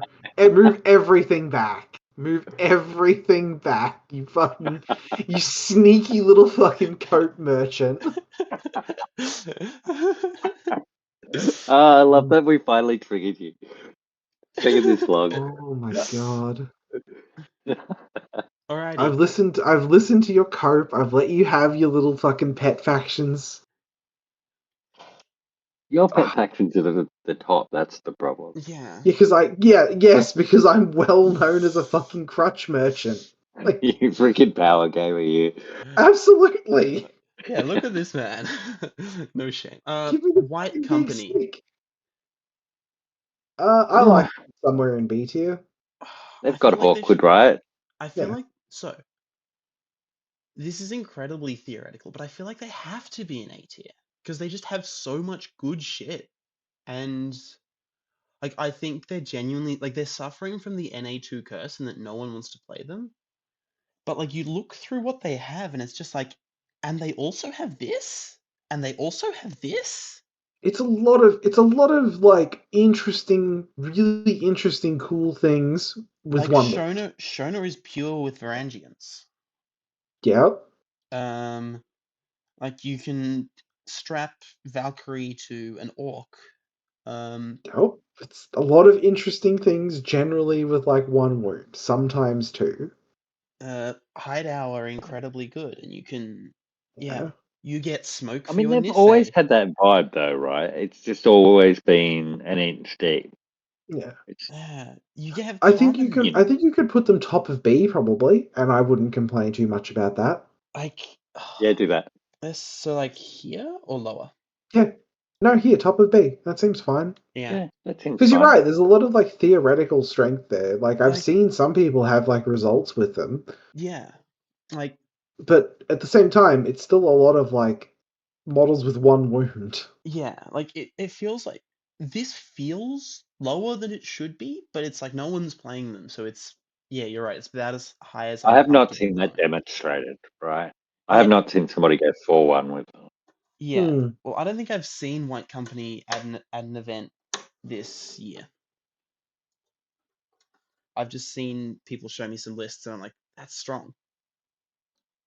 Yeah.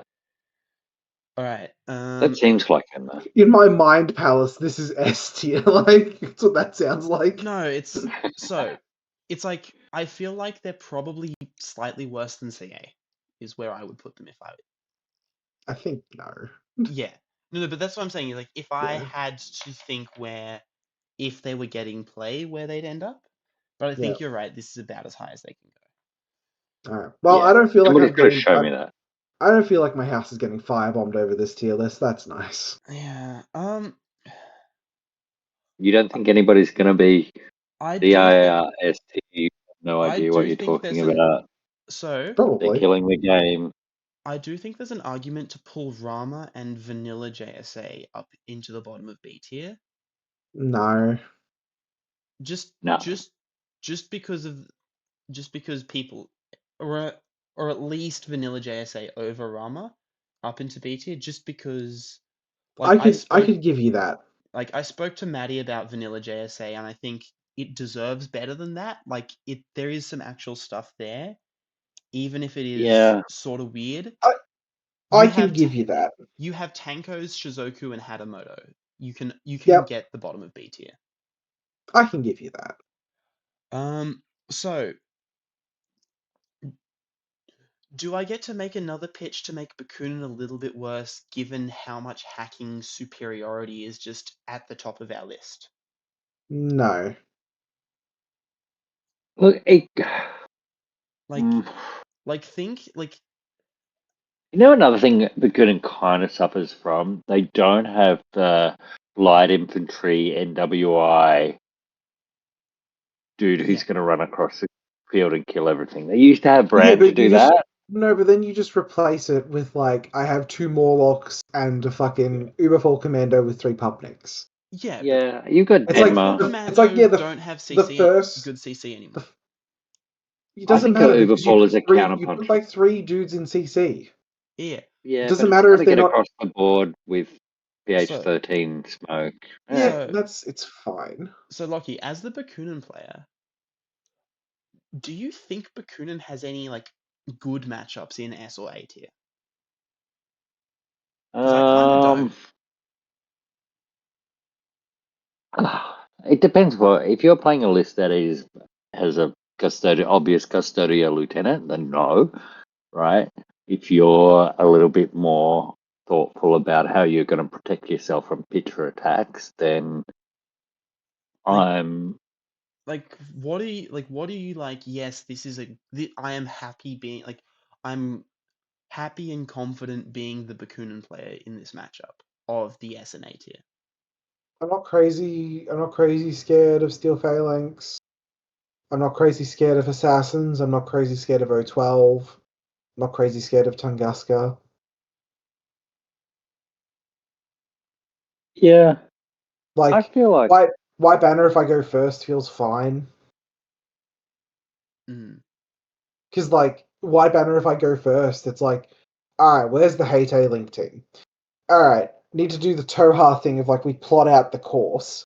Because they don't, because White Banner don't present an MSV AROP, so all my smoke on my Morlocks is live, and then the Uberfall Commando uses that to move itself forward, or the Morlocks move themselves forward. Yeah. And then at the end of the day, it doesn't matter that the Uberfall Commando itself isn't exceptional in CC when you just put 2 to 3 bodies on a dude who's just a dude. Yeah. Where do you want to put it, Ivory?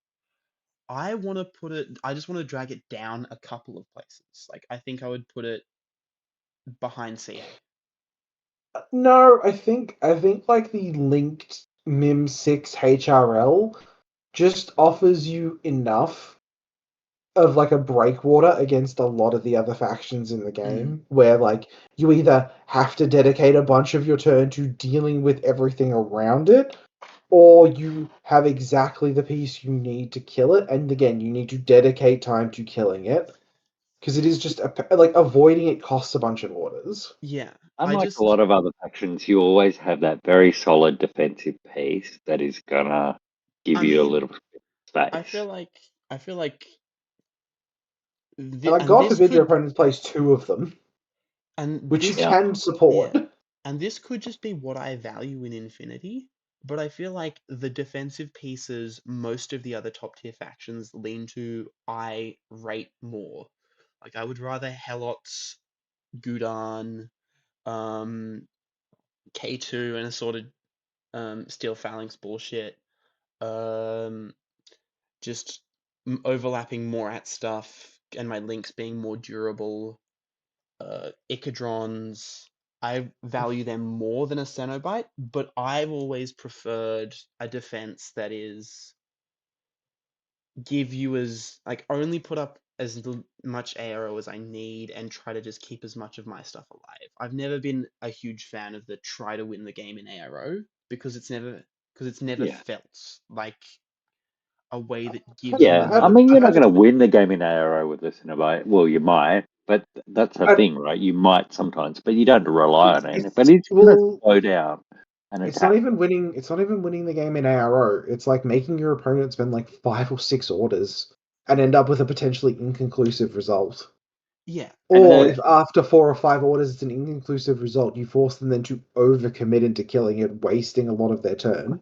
yeah, And the more dangerous thing going second with Bakunin, I feel, is the end run around that, which is pitches into killing your hackers, yeah. right? And that is a vulnerability of Bakunin, Also, but it's not a. It's what's possible to get around. what's Yeah. Zoe's BTS? 3, I think, Oh, shock immune, but she does have 0 pain, yeah, that. which only really helps kind of if she's the only hacker. Because if you've got 2 hackers, including her, if she's 0 pains, then she's just no threat to you. So you go after the other one. Well, if she's zero pains, you isolate her Tinbot. So even then, it's not great. Yeah. Yeah. Wait, I don't know. actually, I feel pretty wait, actually, comfortable with no, them with no, their no. Zero paining on Zoe is horrible because the Tinbot has to not react or it'll break Zoe out. Yeah, it can't reset. Yeah, because she's yeah. So zero. So Yeah, zero but pain. then again, then you get to keep Zoe for an extra order, basically. Yeah, yeah, Or do you also have a rounder in that linking it Trinity's you while she's 0 pain? I don't know. yeah. No, no, because Like, yeah. it depends. They do have that vulnerability, but I think they're objectively a powerful faction. Oh, they I think And the are. I'm I think the stat stick is big enough to where, like, again, not trying to win the game in ARO, but like, it's about just making your opponent waste orders dealing with this thing that is a 26-point investment. Yeah. So, and I think more what I'm trying to say is I think that Bakunin is going to have a much, much, much better time fighting the B and C tier stuff than it is fighting the A and S tier stuff. Like, I think Bakunin to me, it feels like almost like if it's like a gatekeeper. It's like your faction, No, I think again, I think you're just over. I think you're like overvaluing certain things more than what yeah, myself or even Blocky potentially over like values them, yeah, I that's which feel is fair. like why. I'm happier playing Bakunin second into white better than I am the other way around. I think 100%, so. Yeah. 100%. Mm. So that Yeah, says to I me they're personally disagree with that, but I think you guys have thought about Bakunin more, and I've thought about White Banner more, and I'm happy to be overruled there. There we go. I mean, there you go. I The had Tinbot some Uh, -6 in white manuscript. Yeah.